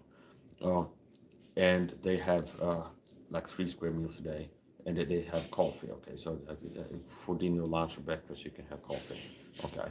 Now, that might not be just to be kind to you. It might be, it kind of logically checks out, because if you got the job to manage people that are mentally ill, like if you have a person that's in a stress state, that's like already in a bad way, it's like they're bipolar, they're manic, and or they're just in any type of way, they're just really like worked up and stressed and mentally unstable. If you add nicotine and caffeine withdrawal to the mix, that will make a normal person go nuts.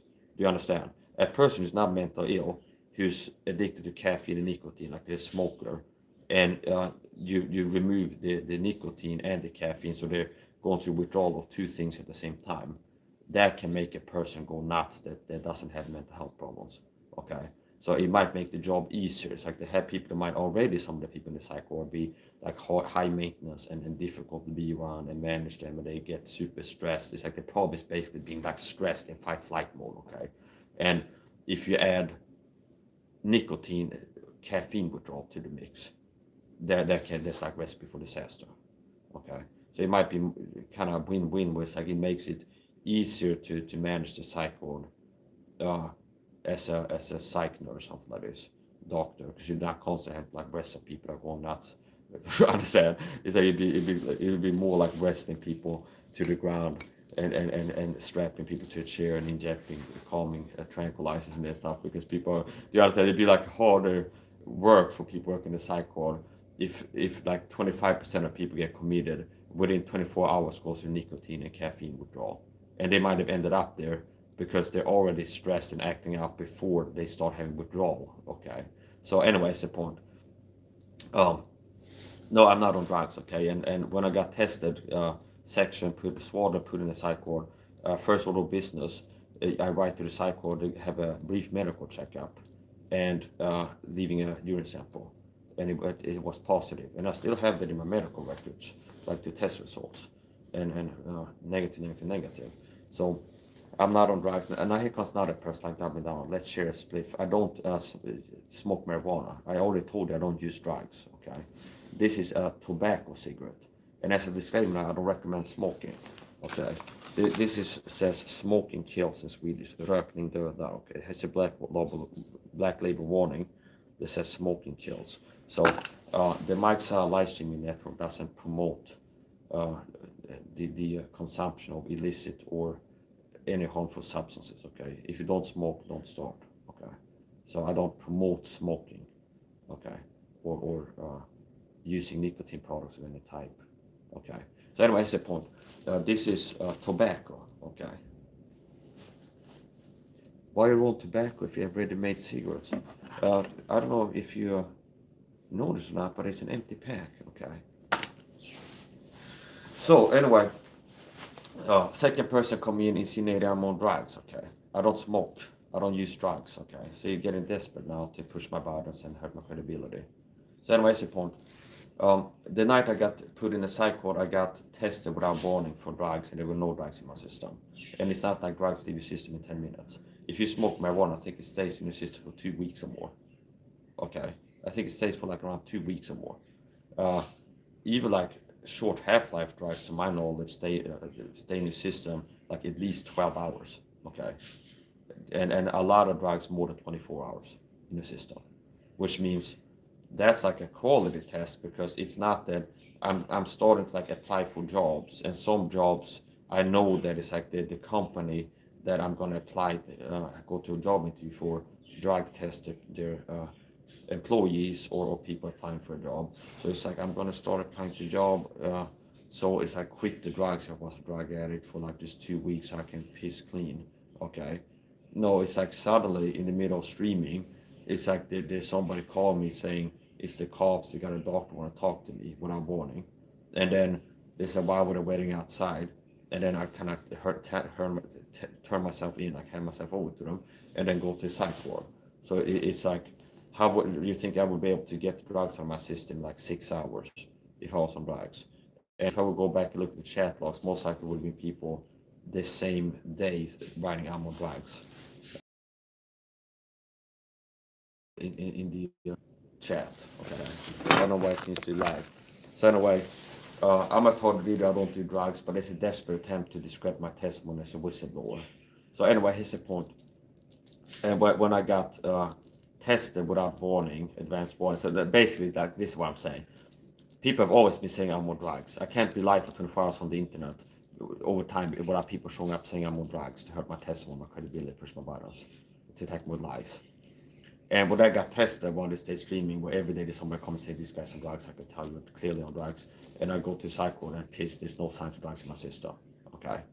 So anyways, the point. I don't use drugs, so I don't even drink alcohol. I haven't dropped alcohol for more than 7 months now. So I'm a teetotaler. So anyways, the point. When I went to the psych ward, I counted as dog or discreditation attempt. DARVA is denied attack, reverse victim offender, something that abusers use, where a narcissist love that, where they like and target a person, and especially like the pattern is like a lot of times you have DARVA is when a narcissist, like run-of-the-mill narcissistic abuse, like a narcissist is narcissistic abuse their girlfriend, and the girlfriend is starting to whistle about it, or maybe yeah, or the narcissist thinks they might start whistleblowing about the abuse, and now there's an effort to paint the person as mentally, like they think that I'm worried about their mental health. Okay, they think that I'm doing bad things to them. They're just paranoid. Okay, and it's like this called Dorval.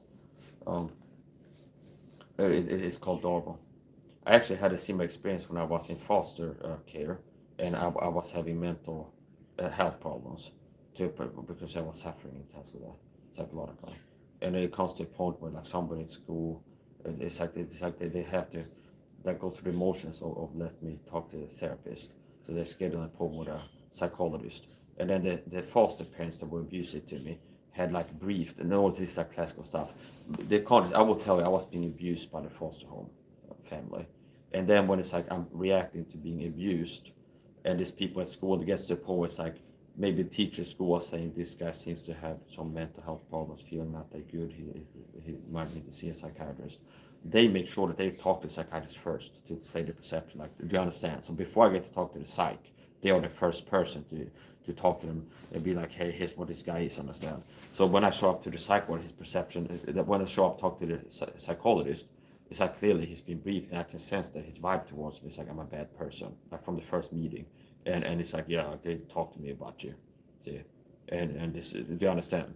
So do you understand? So it'd be like if I was a narcissistic abuser and I had a wife, and then it's like her workplace actually shows signs of mental health problems, and the workplace is like demanding or telling her she's got to see a psychologist, something like this. Understand? She needs to see a psychologist, and then I make sure that I go there and be like, "Hey, psychiatrist, this woman is crazy. She's paranoid. I'm worried about her. She thinks that I'm doing bad things to her. She's doing all these bad things. Here's what type of person she is." So when she shows up, be like, he's already been talked. They already been talked to. Be like, "Oh yeah." It's like, yeah, I understand. So, but here's the point. What happened was Dorval. In my view, was Dorval. I was whistleblowing about people and getting more specific about like these people have been flying monkeys targeted for the gang soccer program with narcissist always abuse tactics. And the same people go to the Dorval campaign, looks like to me, to paint me as the problem. Then I attack versus offender. Where it's like they had been targeting me with narcissist always abuse tactics. And then I start saying that they have. And that they work for the program targeting me in streams to this. And then the same people go on the Dorval campaign and then be like, this guy is crazy, he's paranoid, he thinks that we're targeting him, and he's been getting more aggressive, more aggressive. When they're leaving out the fact that they've been working to push my buttons and provoke me, and yes, I've been getting more aggressive the longer the abuse has been going on. The more they have been targeted with narcissistic abuse tactics and escalating the targeting, like intensity, frequency, duration. It's like has been going up. Yeah, my stress levels and my reactive anger at the abuse had gone up. So they worked to discredit me. So anyway, I got taken to a psych ward in the middle of the night. Well, middle of the night. It's like it started in the afternoon, and around the afternoon. And they sent the SWAT team here. So basically, I was gonna have a LSS caregiving staff, like service people that have a job to come clean with me. I have like the autism. I have kind of caregiving firm that come. That's part of like the package deal. It's like I have a caregiving firm come clean with me and things like this. And anyway, that's the point. So I was that day I was gonna have the caregiving firm come, and then it's like shock surprise not showing up, and I get a phone call. A text from them. There's a psychiatrist here I want to talk to, and they said this in these phone calls, and then eventually, I get news. There's like the cops are outside and want to talk to me, and eventually I talk to somebody, and they had a SWAT team there, and eventually I hand myself over. They drive me to psych ward. Now I didn't get committed. Well, I did get put on hold, like involuntarily committed for what? Maybe 18 hours, maybe 36.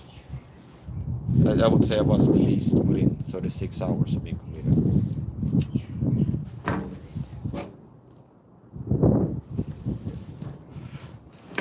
So, also for a public service announcement, if I disappear, they made me disappear. So if I go get institutionalized and die in the institution, the gang stalker, government gang stalker probably took me out. Like 99% certain, I would say. I'm not unaliving ideation, which means I'm not an unaliving risk, meaning I don't have unaliving ideations or feelings or things. So if they tell I unalive myself, they took me out and made it look like it was me. If I die of an accident or a natural health problem, most likely caused it. So, and if you hear it's like, it might just be that I disappear off the internet. Maybe they also simultaneously close some social media accounts, stuff like this. But if I disappear off the internet, I'll keep posting to social media as long as I had the ability to. So if I stop posting, it's like a week I don't upload anything to YouTube, it's because I can't, okay, for some reason.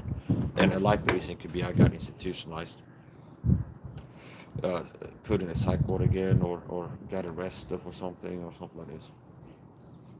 So, and you can counterfact that if I get into any type of conflict, verbal otherwise, with a person, more likely than not, like 90%, it was a flying monkey perp, gang stalker, somebody worked for the program, talked to me and I reacted to it, and things escalated and I ended up being put in psych ward or arrested or something like this.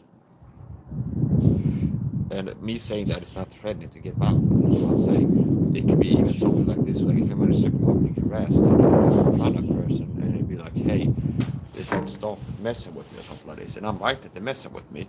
It could still be that it escalates and the cops get called and the cops go, this guy's crazy, put him in a psych ward. Even if it's just a verbal confrontation, it could end with me being picked up by the cops and put in a psych ward again.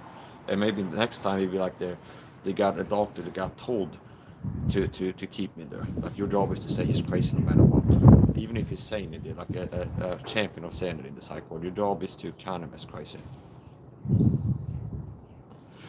So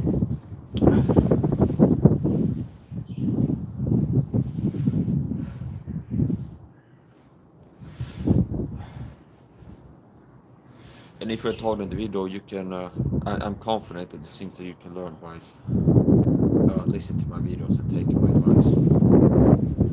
Things that can help you to be less affected by the talking. Mental and physical. Also, if you're a target that's scared to die, a lot of targets have a lot of fear. If you're a target that has fear, you're like you walk around being scared of the program killing you, I can teach you to how to stop being afraid to die, to lose fear of death, and basically by becoming a Christian, getting saved, and you don't have the fear of death anymore. So as a Christian, you have the ability to stop being afraid to die, and that's one of the benefits of being a real Christian. It's like if you know that you're going to heaven if you die, that kind of takes the fear, because typically people fear negative outcomes. So if the worst outcome that a person can inflict on you is like murdering you, that's what most people think. The worst thing you can do to somebody is murder them. So, kill them. Now, if the worst outcome is ends up in a positive for you, then it kind of takes away the fear. Understand? People are not afraid of winning the lottery typically, like a good thing happening to them. They're not afraid of getting promoted at work. They're not. It's like people are really like intensely afraid of having success or good things happening to them. Okay, it's typically negative, strong negatives that people fear strongly. Have strong fear about. So.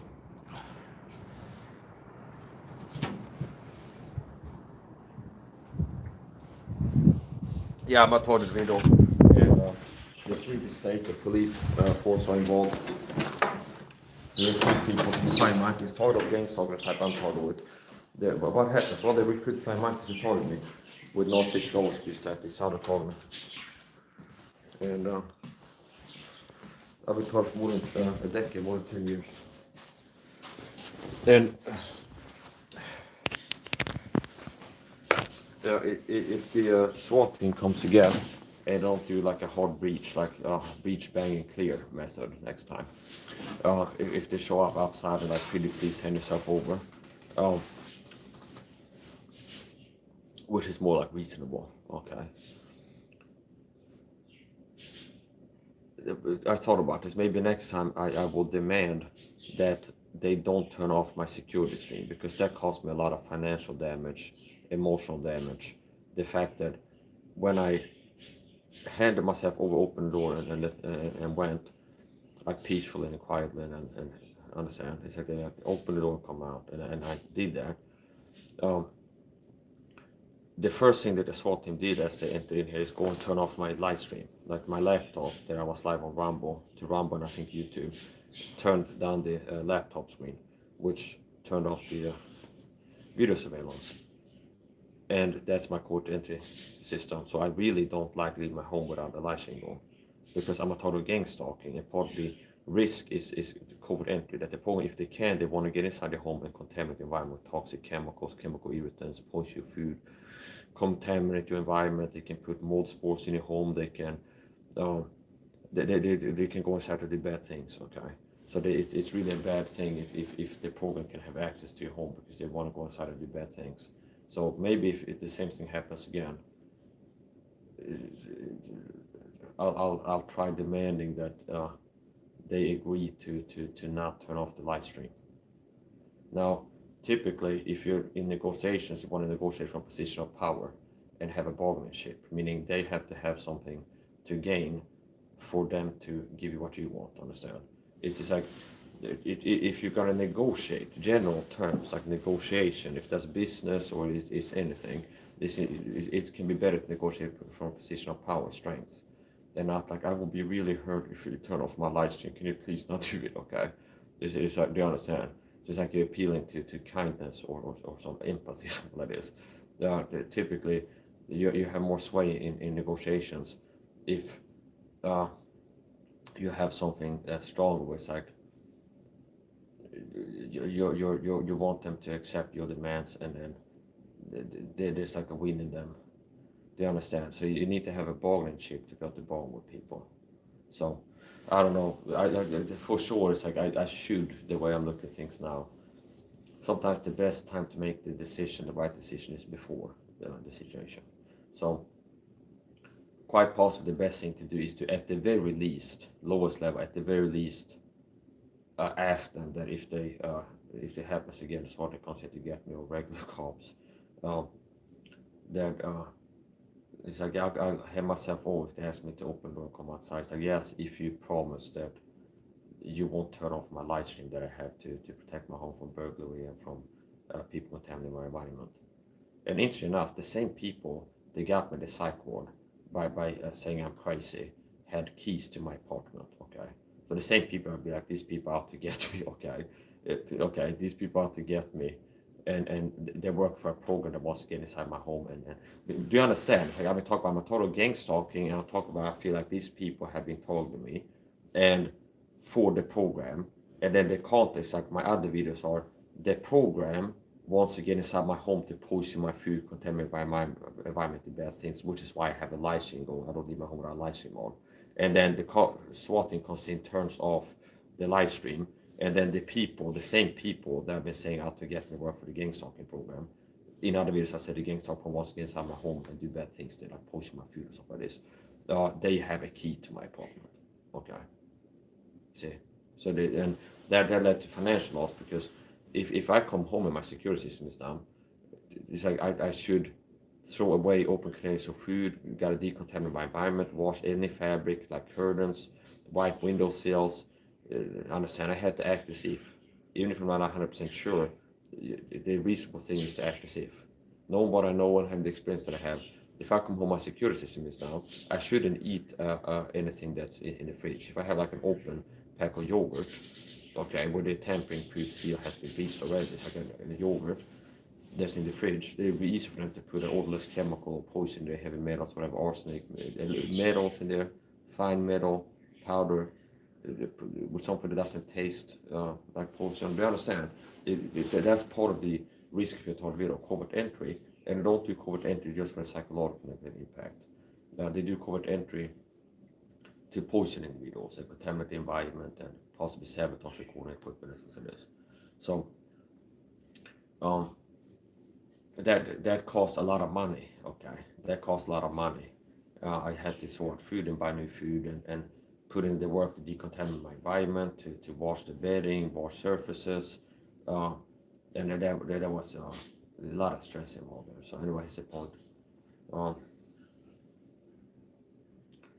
Speaking of SWAT team news, I saw a post show up on Facebook that was interesting to me, and possibly it's the algorithm because of what I say in my videos. A lot of people not even know that. It's like the algorithm is listening to what you're saying and then showing you videos. So anyway, it's a point, especially or at least if you're a person making videos, because if I make videos and I go back the next day, I can click CC and YouTube apparently has in their system what words I said in the video, understand? So you can have like a transcript automatically. So which means the algorithm knows that Mike talks about this in his videos, and the algorithm can then show more videos on these topics that I talk about in my videos. And it can be more advanced like that, and possibly can detect passion or emotional level, like the volume goes up when it talks about this, understand? And it's like that registers as this topic evokes strong emotion, okay? So here's the point. The point is this, and I would be surprised if I go check like the auto AI clip, it'll be right there or something like this. So anyway, here's the point.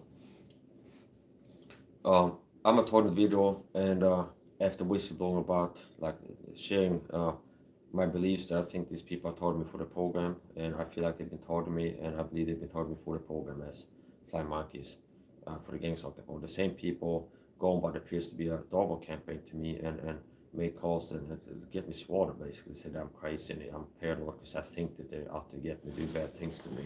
Okay, and I get taken to a psych ward, and then the SWAT team came here. And so anyways, the point. In SWAT team news, okay.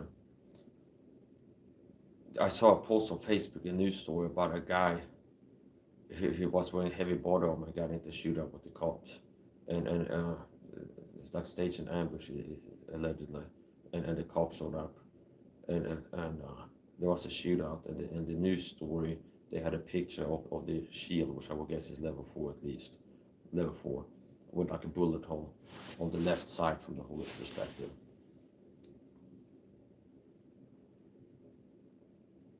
So what can that indicate? If I would guess, it could indicate that they were possibly in the doorway, clearing from right to left, peeking the corner from right to left. Because a lot of times the thing that get hits is the first thing visible. Meaning if you're a guy in an ambush position, and you're looking at like a doorway waiting for something to engage, a lot of times the first thing that comes up, the person will start engaging it. Okay, which to me, just guessing, and I could be wrong, that indicates just look at the damage, like CSI stuff. It's like the shield has a bullet hole on the left side, which could indicate that they're moving from right to left in the doorway when they came under fire. It could indicate that. Now it could also be just they're presenting the whole shield, and it happens to hit at that spot. So anyway, here's the point. And I was surprised that he survived it. So if I look at the news story, it's like allegedly, this is a Facebook news story. It's like the Högsta domstolen or something like a court. In Sweden, they have different courts, like the height. They have like this level 1 court, level 2, level 3, possibly level 4. And then if I get convicted of a crime, I can appeal to the second court, and then they make a verdict. I can appeal to another court. See, and it could be, sometimes it happens that somebody gets convicted by tingsrätt, Svea hovrätt, whatever. So it's like you get convicted of a crime, and then you can appeal. And sometimes it's a news story. It's like this guy got his upturned. It's like the second court, after he appealed his prison, a guy's in prison for something, he appeals his verdict. And sometimes it's a news story that they shortened his sentence and changed the verdict that the previous court had given. And sometimes it can be possibly even worse. So it's not his point. Yeah, so they had a story about a guy who allegedly was heavily armed and armored, and the news story claimed that he had called in a threat, and the cops show up at his house, and this at his place, and this is a shootout, and he had started shooting at the SWAT team, and it has to be SWAT. Um, in the news story, they had a picture of the SWAT team with a bullet hole in it. On the right side, looking at it from the front, and on the left side, if you're holding it. And one of the things I saw is like he survived. Understand? Like if you just look at like the story is SWAT team calls up, guys start shooting at him, and he's still alive afterwards. And they have a picture of him in the news story too, sitting with full body armor, which like the picture they took in the police station, I guess, after they arrested him and got him to the police station. Um, and he doesn't have any injuries. So I thought about this. I still didn't look into it, but just from that, kind of looking at a glance, what happened? Maybe at the point of Commander 5, they retreated and then switch to negotiation. Maybe retreated, throw flashbangs in there, or retreat, and then get into negotiations or something like this. Possibly retreated. Okay. Possibly they retreated and they didn't push in and work to neutralize the quick line. So the similar thing happened when Saddam's son or sons, Usai and Hussein, or whatever they call, were holed up in a house, like a stronghold, like a house, and they had a strong point, like a bunker inside the house, kind of, and a position, and then they sent in like a squad to clear it. Okay, maybe 6, maybe 12, maybe a double, and they came under fire, and then they retreated, and then they used tow missiles and stuff to engage it from the outside. So a lot of times they play it safe, understand, as a strategy. And so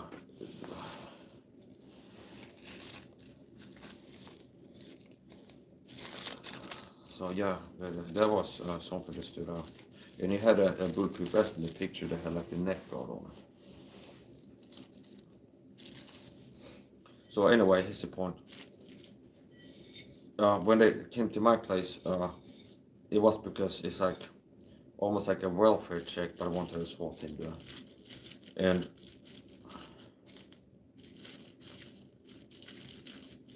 they started talking to me and stuff, and I handed myself over. I got put to the psych ward. And ending up in the psych ward wasn't fun, but I still had some peace in there. Okay. And I was thinking that I might die in here. I kind of made peace with that this might be the end of me. I was under the impression that in there I was like waiting for the shoe to drop. In moments of times I didn't maintain the same exact feeling the whole time and thoughts. But generally getting in there, I was thinking this might be it. They might take me out of here. They might underlie me like Epstein. They might take me out and make it look like a suicide or an accident, or have a psych inmate plant that's a gang stalker that gets put up either already there or that gets sent in there to like attack me at a moment when I'm not ready for something. Do you understand? Something like this. So I was concerned, and I think that possibly this might be it. But as I said my prayer, I made peace with it. I made peace with it to some extent.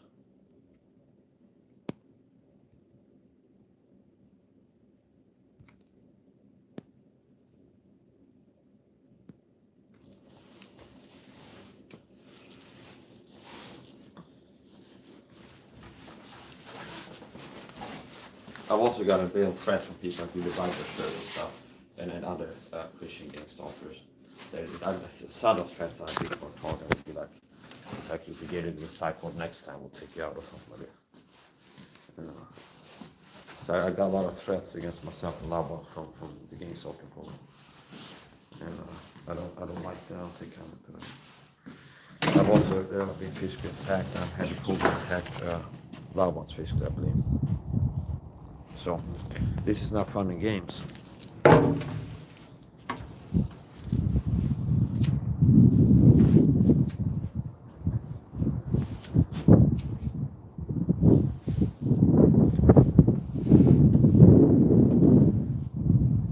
So there's several people living in this neighborhood that are gang stalkers.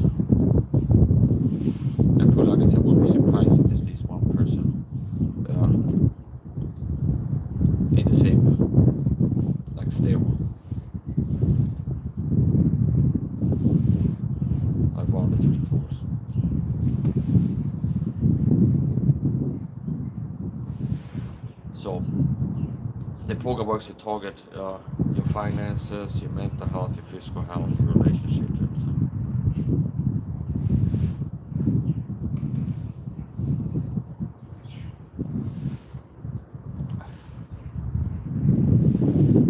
After falling asleep, uh, I'm working on low sleep. After falling asleep yesterday, I went to bed. Maybe I fell asleep around 2 a.m. and woke up around 4 or 5. So I got around 3 hours of sleep tonight. And what happened actually, I had a nightmare. Okay, that woke me up. So I had a really intense nightmare, which is not that if you are the target of trauma and people work with PTSD, CPTSD, and there's basically more likely statistically to have nightmares if you're uh, a target of gang stalking, okay, or if you're a target of any type of narcissistic psychopathic abuse. This is how it affects you and the subconscious mind processing and everything else. Anyway, I got around 3 hours of sleep tonight, and I woke up maybe around 4 a.m. or something. And what woke me up, preceded me waking up, I had a nightmare. And a few times has worked. I had a nightmare, and then in the nightmare, I call on Jesus to help me. And then I wake up, and it's like, as I wake up, I'm still hearing myself talk to Jesus as I'm coming cautious, understand? So that's happened a few times. Where it's like, I'm having a nightmare, and it's like in the dream world, it's like it can be where you're in a powerless position. But like in real life, do you understand? I have more agency. But part of the dream can be the dream is like a movie where you're being casted to play a role that you didn't choose. Understand? Where it's like the dream is that you're being chased by a monster and you have a gun and the gun jams and it's like you can't fight the monster in the dream. Understand? And for some reason you can't clear the jam or something in the dream because like the dream moves are you're gonna be in this disempowered position and have no chance to win, understand? Okay, so it's like in the dream, I was having a real bad, intense nightmare tonight, and I called on Jesus, like, Jesus, help me. And as I wake up, so that at the point where I ask Jesus to help me in the nightmare, I wake up and I'm like, hear myself as I wake up, like, Jesus, help me. Understand? So it's like I'm still, like, as I'm coming to a conscious state, awake, I'm still like, Jesus help me. I was saying, like hear myself say that, and I came to. So, tech support. I want out tech support. That's a tech support prayer. I call on Jesus. Okay, tech support. Tech support. Jesus help me. Okay, and it's like, I wake up. Understand? So, uh, it's pretty interesting.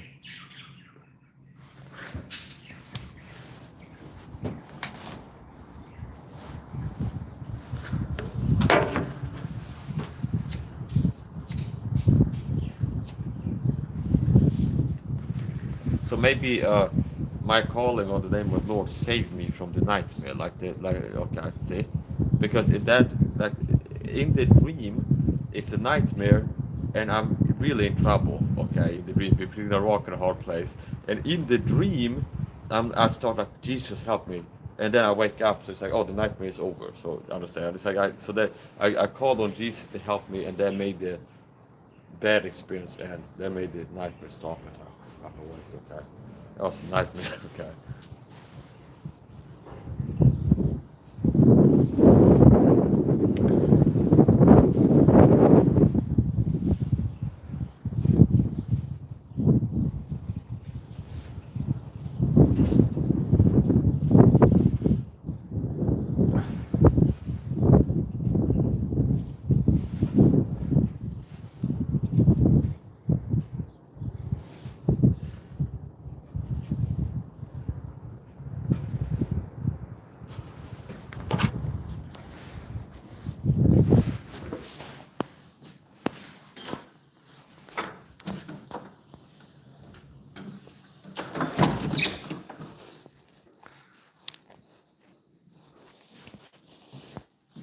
Pathetic gangs are gonna get blocked, you freak.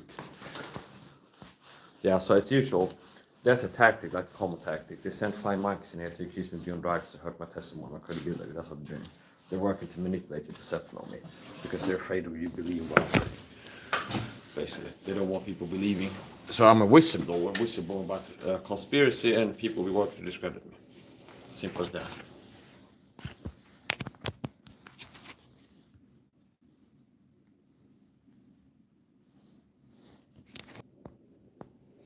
Maybe I'll make some more videos where I'm putting the title.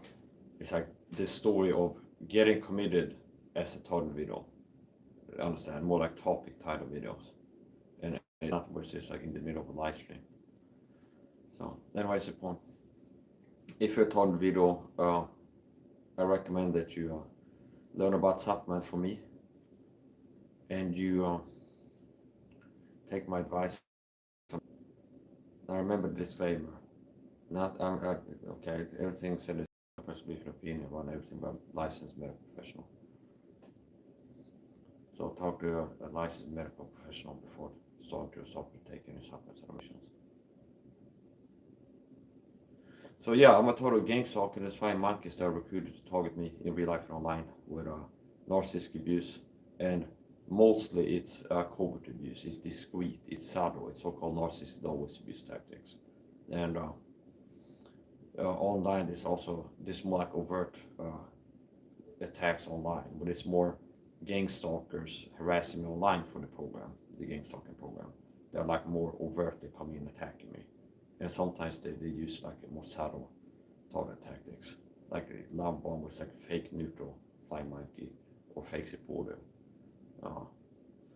So yeah, I'm a total individual. I'm a Christian boy being persecuted by the state, and that's not just something I say to stroke my ego. I'm a Christian in a war that's been waged on me, and I'm working to defend myself and fight back against the tyranny that's targeting me with making videos mostly. Okay, so it's like defending myself, work to mitigate damage and protect myself, and then I'm fighting aggressively by making videos work to get the word about gang stalking. So just being able to have an online presence is a way to fight back. Just establish an online presence at total video. I need to brief you on the fact if you're a total video, it's dangerous to speak out. It's also dangerous to not speak out. It's like pick your poison, understand? It's like it's dangerous to speak out, but it's also dangerous to not speak out. And I got to a point where the price I was paying not whistleblowing was already too heavy of a price, understand? Before I even started working to expose gang stalking, live streaming, and working hard to expose gang stalking, they tried to get me sectioned. And in the psych ward, and they would target me physically and poisoning me and things like this. So.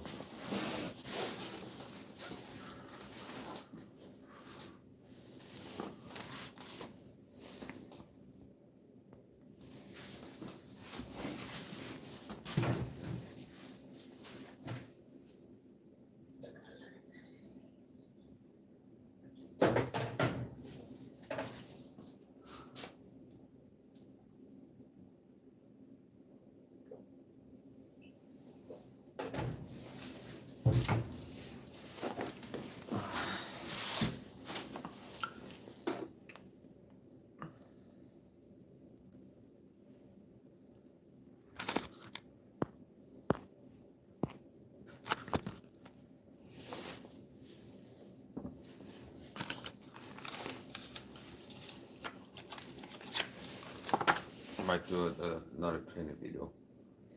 Maybe do a cutting test next time. Så där säger Danne så blir det så kan jag inte cut it. I like it to be able to have something like a throat. It is sliced in half. Now it depends on the sharpness matters. I would call this functionally sharp. I mean, it's sharp enough to cut. But if you want to have something like sort of paper or try and cut it in half, I like it to be even sharper. So we're gonna do some knife sharpening, see if we can do a cutting thing. So this is what I call a V-type sharpener.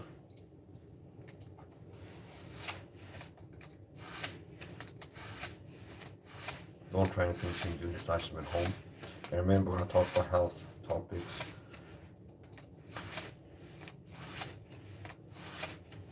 I'm not a doctor. Everything I say is my personal opinion, unless you think it's a fact. And run anything by doctor, talk to a doctor. If you hear me talk about health fitness, and I think it's good if you take ashwagandha if you got stress, before taking any supplements, talk to your doctor, licensed medical professional before making any changes to diet, lifestyle, supplementation, and medication. Talk to a doctor before starting to take any supplements or medications. Basically, talk to a doctor, licensed medical professional before acting on any health, fitness, teaching in this live stream, where I'm teaching my opinion.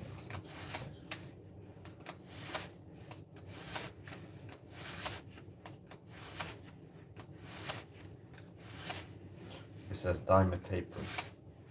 So this is a trio. It has a carbide sharpener, it has a ceramic sharpener, and then it has a diamond tapered stick, sharpening stick on it.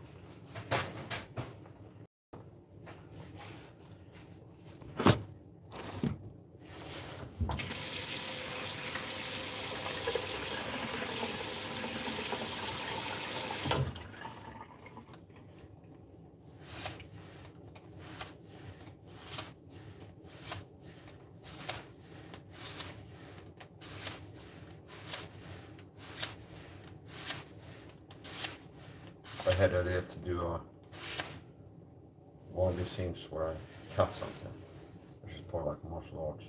As I see videos of people having katanas and they cutting katana nets and stuff like this. So doing something similar like that, found something other than katana net that might be even sharper than this now.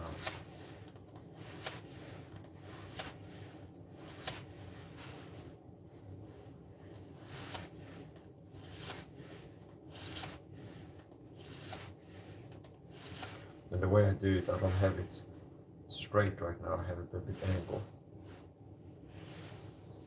So not like this, but like this.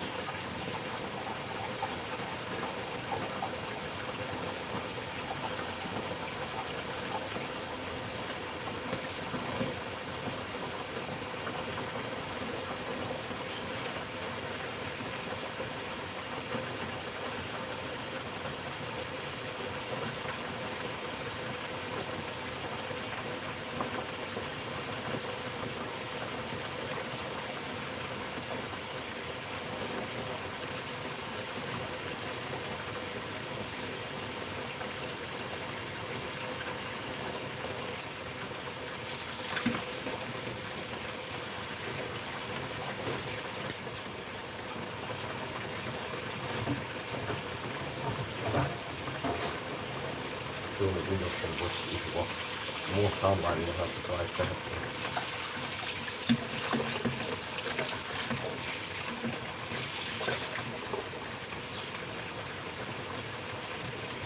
So, we got this. Let's do a sharpness test before we do a trim cut.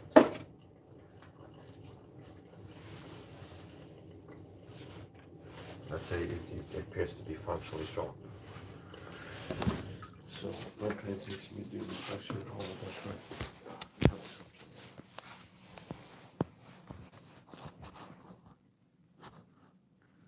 Gonna block this piece of crap. Disgusting freaking much. From a falsy piece with the on as usual.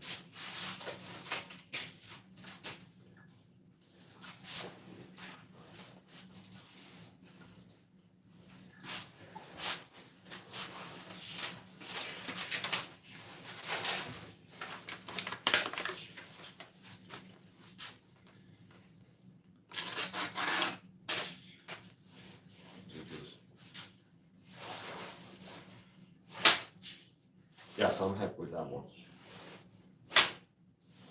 What I'm doing now, it's a thrust mixed with a slash. So I'm not stabbing, I'm cutting like this. So I'm impacting here and then pushing like this. See? This counts as trick cutting as far as I'm concerned at the lowest level. I mean, some people make it where it's rock and apples, but if you cut it down indoors, so. Not bad. However, don't try anything simple, do this fashion.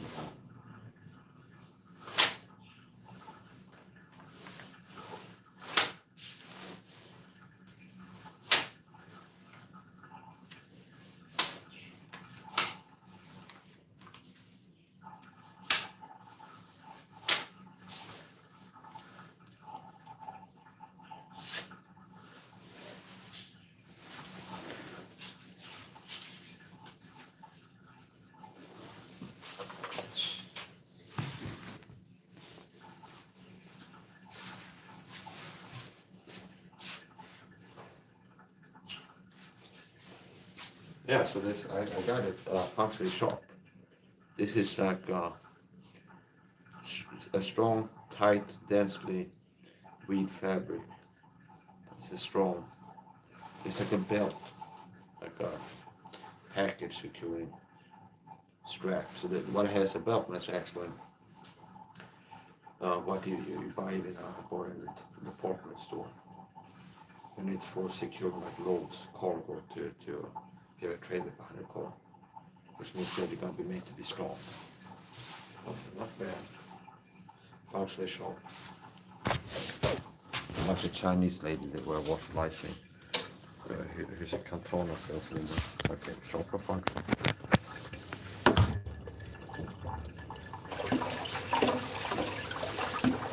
Can be used to cut a tree, cut a tatami mat. Full tank. Rehammer line. A rear hammer line. Wooden scabber. Wooden scabber. Rear hammer line. Sharper function. Each sword had a full tank. A rear hammer line. Wooden scabber. Okay. So, yeah, there's no big deal about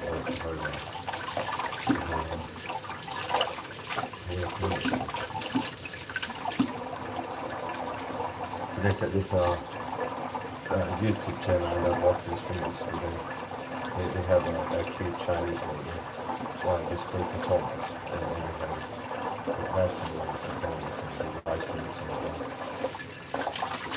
have a live stream, and then people go into I can show me another segment, so they're like a rap, sword and acting money, and don't forget about his channel, and then all this research on live stream to say, and if you're watching, you can ask them to show them, and show them on the screen, and take them off on the display, and talking to them, and this I did like an impression, or like sales with or kind of like an impression of the style for entertainment purposes. And one time I made a video on this whole scene, right? And I kind of did a little bit of impression. This can be used to character full-time shopping functions. And because Paul actually say as a classified speech pen is via hammer line and then no hammer line. Okay, but still like in a hammer line. So I have to put notes on it. So that's right.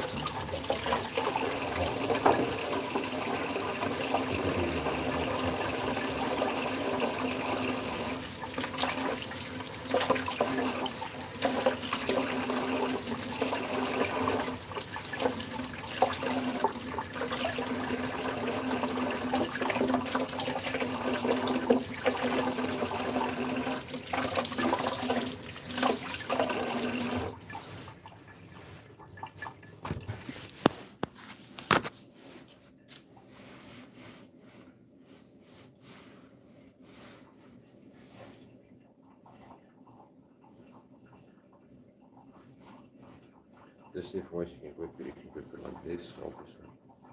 You can grip it like this. You can grip it like this. You can also grip it. There's different ways you can grip it. This, like this. Grip it like this.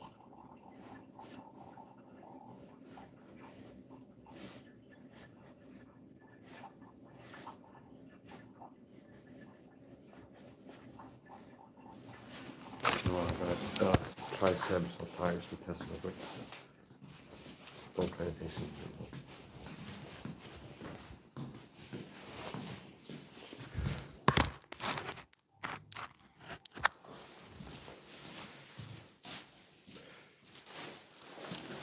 I use this grip,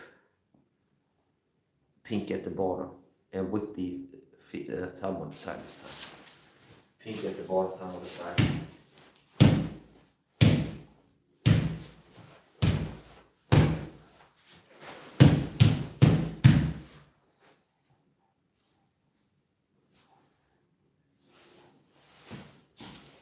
So what that is doing is giving me real feedback on the cold of my grip, see.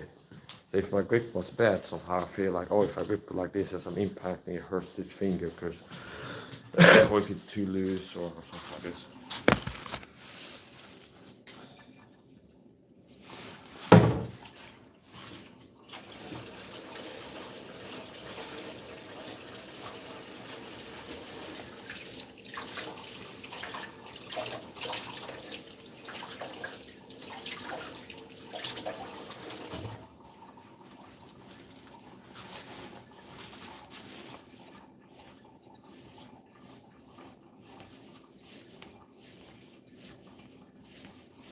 And as I said before, so now again, don't try anything simple, this session is back home.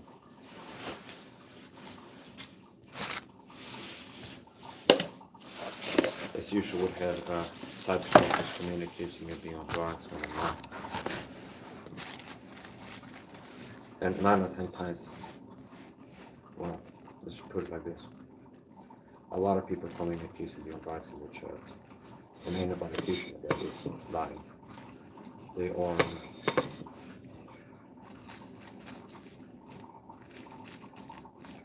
a lot of them are gang stalkers. What they're doing is for protecting credibility.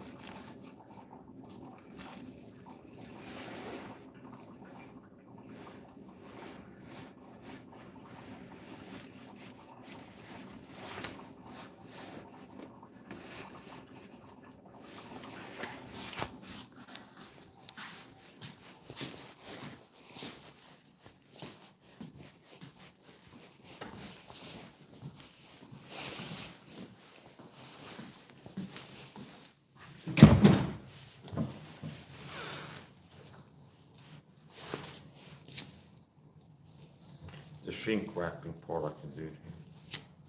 So I like to tie a flame to the filter part to shrink wrap it. Because if not, it can be too loose. And you get unfiltered smoke from around the filter, and the purpose of the filter is to filter the smoke.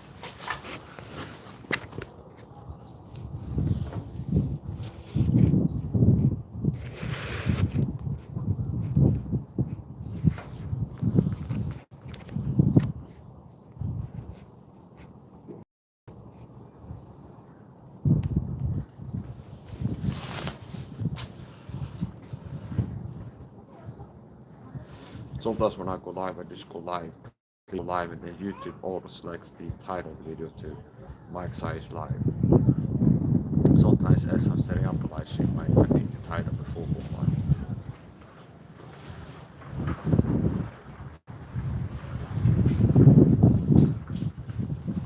So I'm a total individual targeted with government gang stalking, and I call it government gang stalking because the Swedish government has involved in it.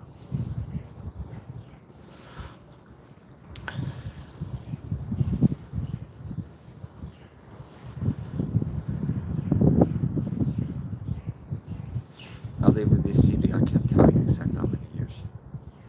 Gotta be 8 plus. Let's say around 8 years. And I was told for several years before moving to the city. Since moving there, I've been told before moving, I was told. And the talking has intensified since it's moving here. This is a fairly small town. I think it has around, if I check Wikipedia, maybe it says 20,000 inhabitants or 15 or something.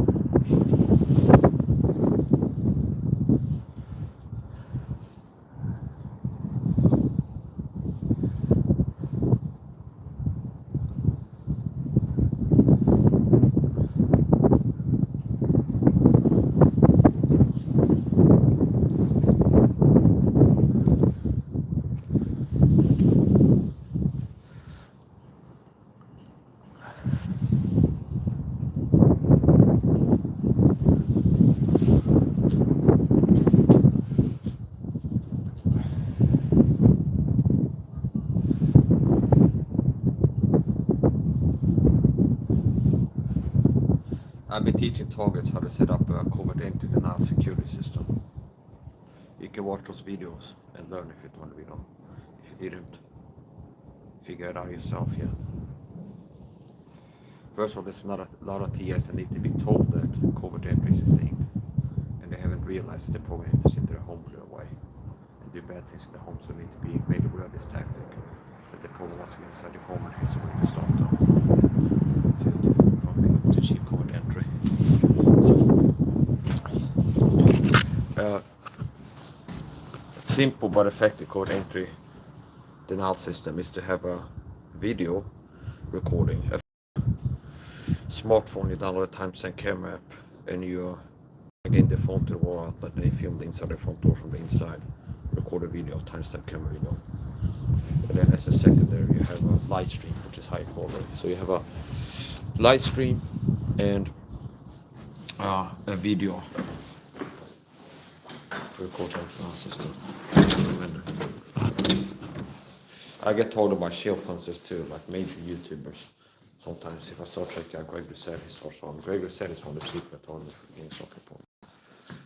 With a narcissist always be surface videos. It's quite common actually that if I subscribe to a YouTuber, start watching videos, they start talking with narcissist always be searching the videos. So Greg Reset is on these shields that put up the narcissist always be searching 2 minutes videos. There's other people too. Så skillflansetagning, lokal skillflansetagning. It happened several times. I subscribed to a sports star on Instagram. They started talking about stories to be tactics. It'd be like posting triggers in the stories. So the target is big. It's like being in the Matrix. It's similar to that, or the guy in the Daily movie, where look around, what do you see? Look around me, what do you see? This is my lawyers, this that type of person. The product is in the phone.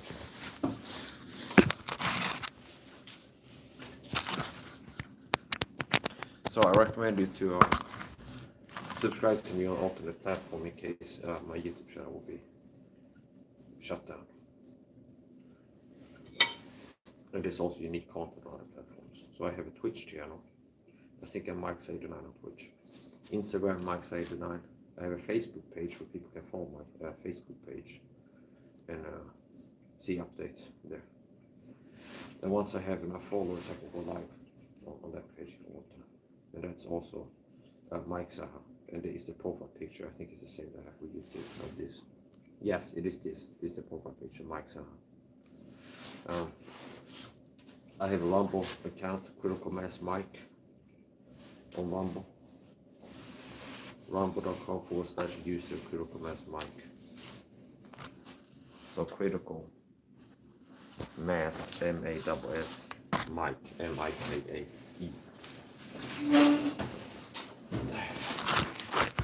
So if you thought the video, what happens to what people recruited to be flying monkeys told with narcissist always abuse tactics and other target tactics. They even get flying monkeys taught me phishing intermittently, mostly converting corporates.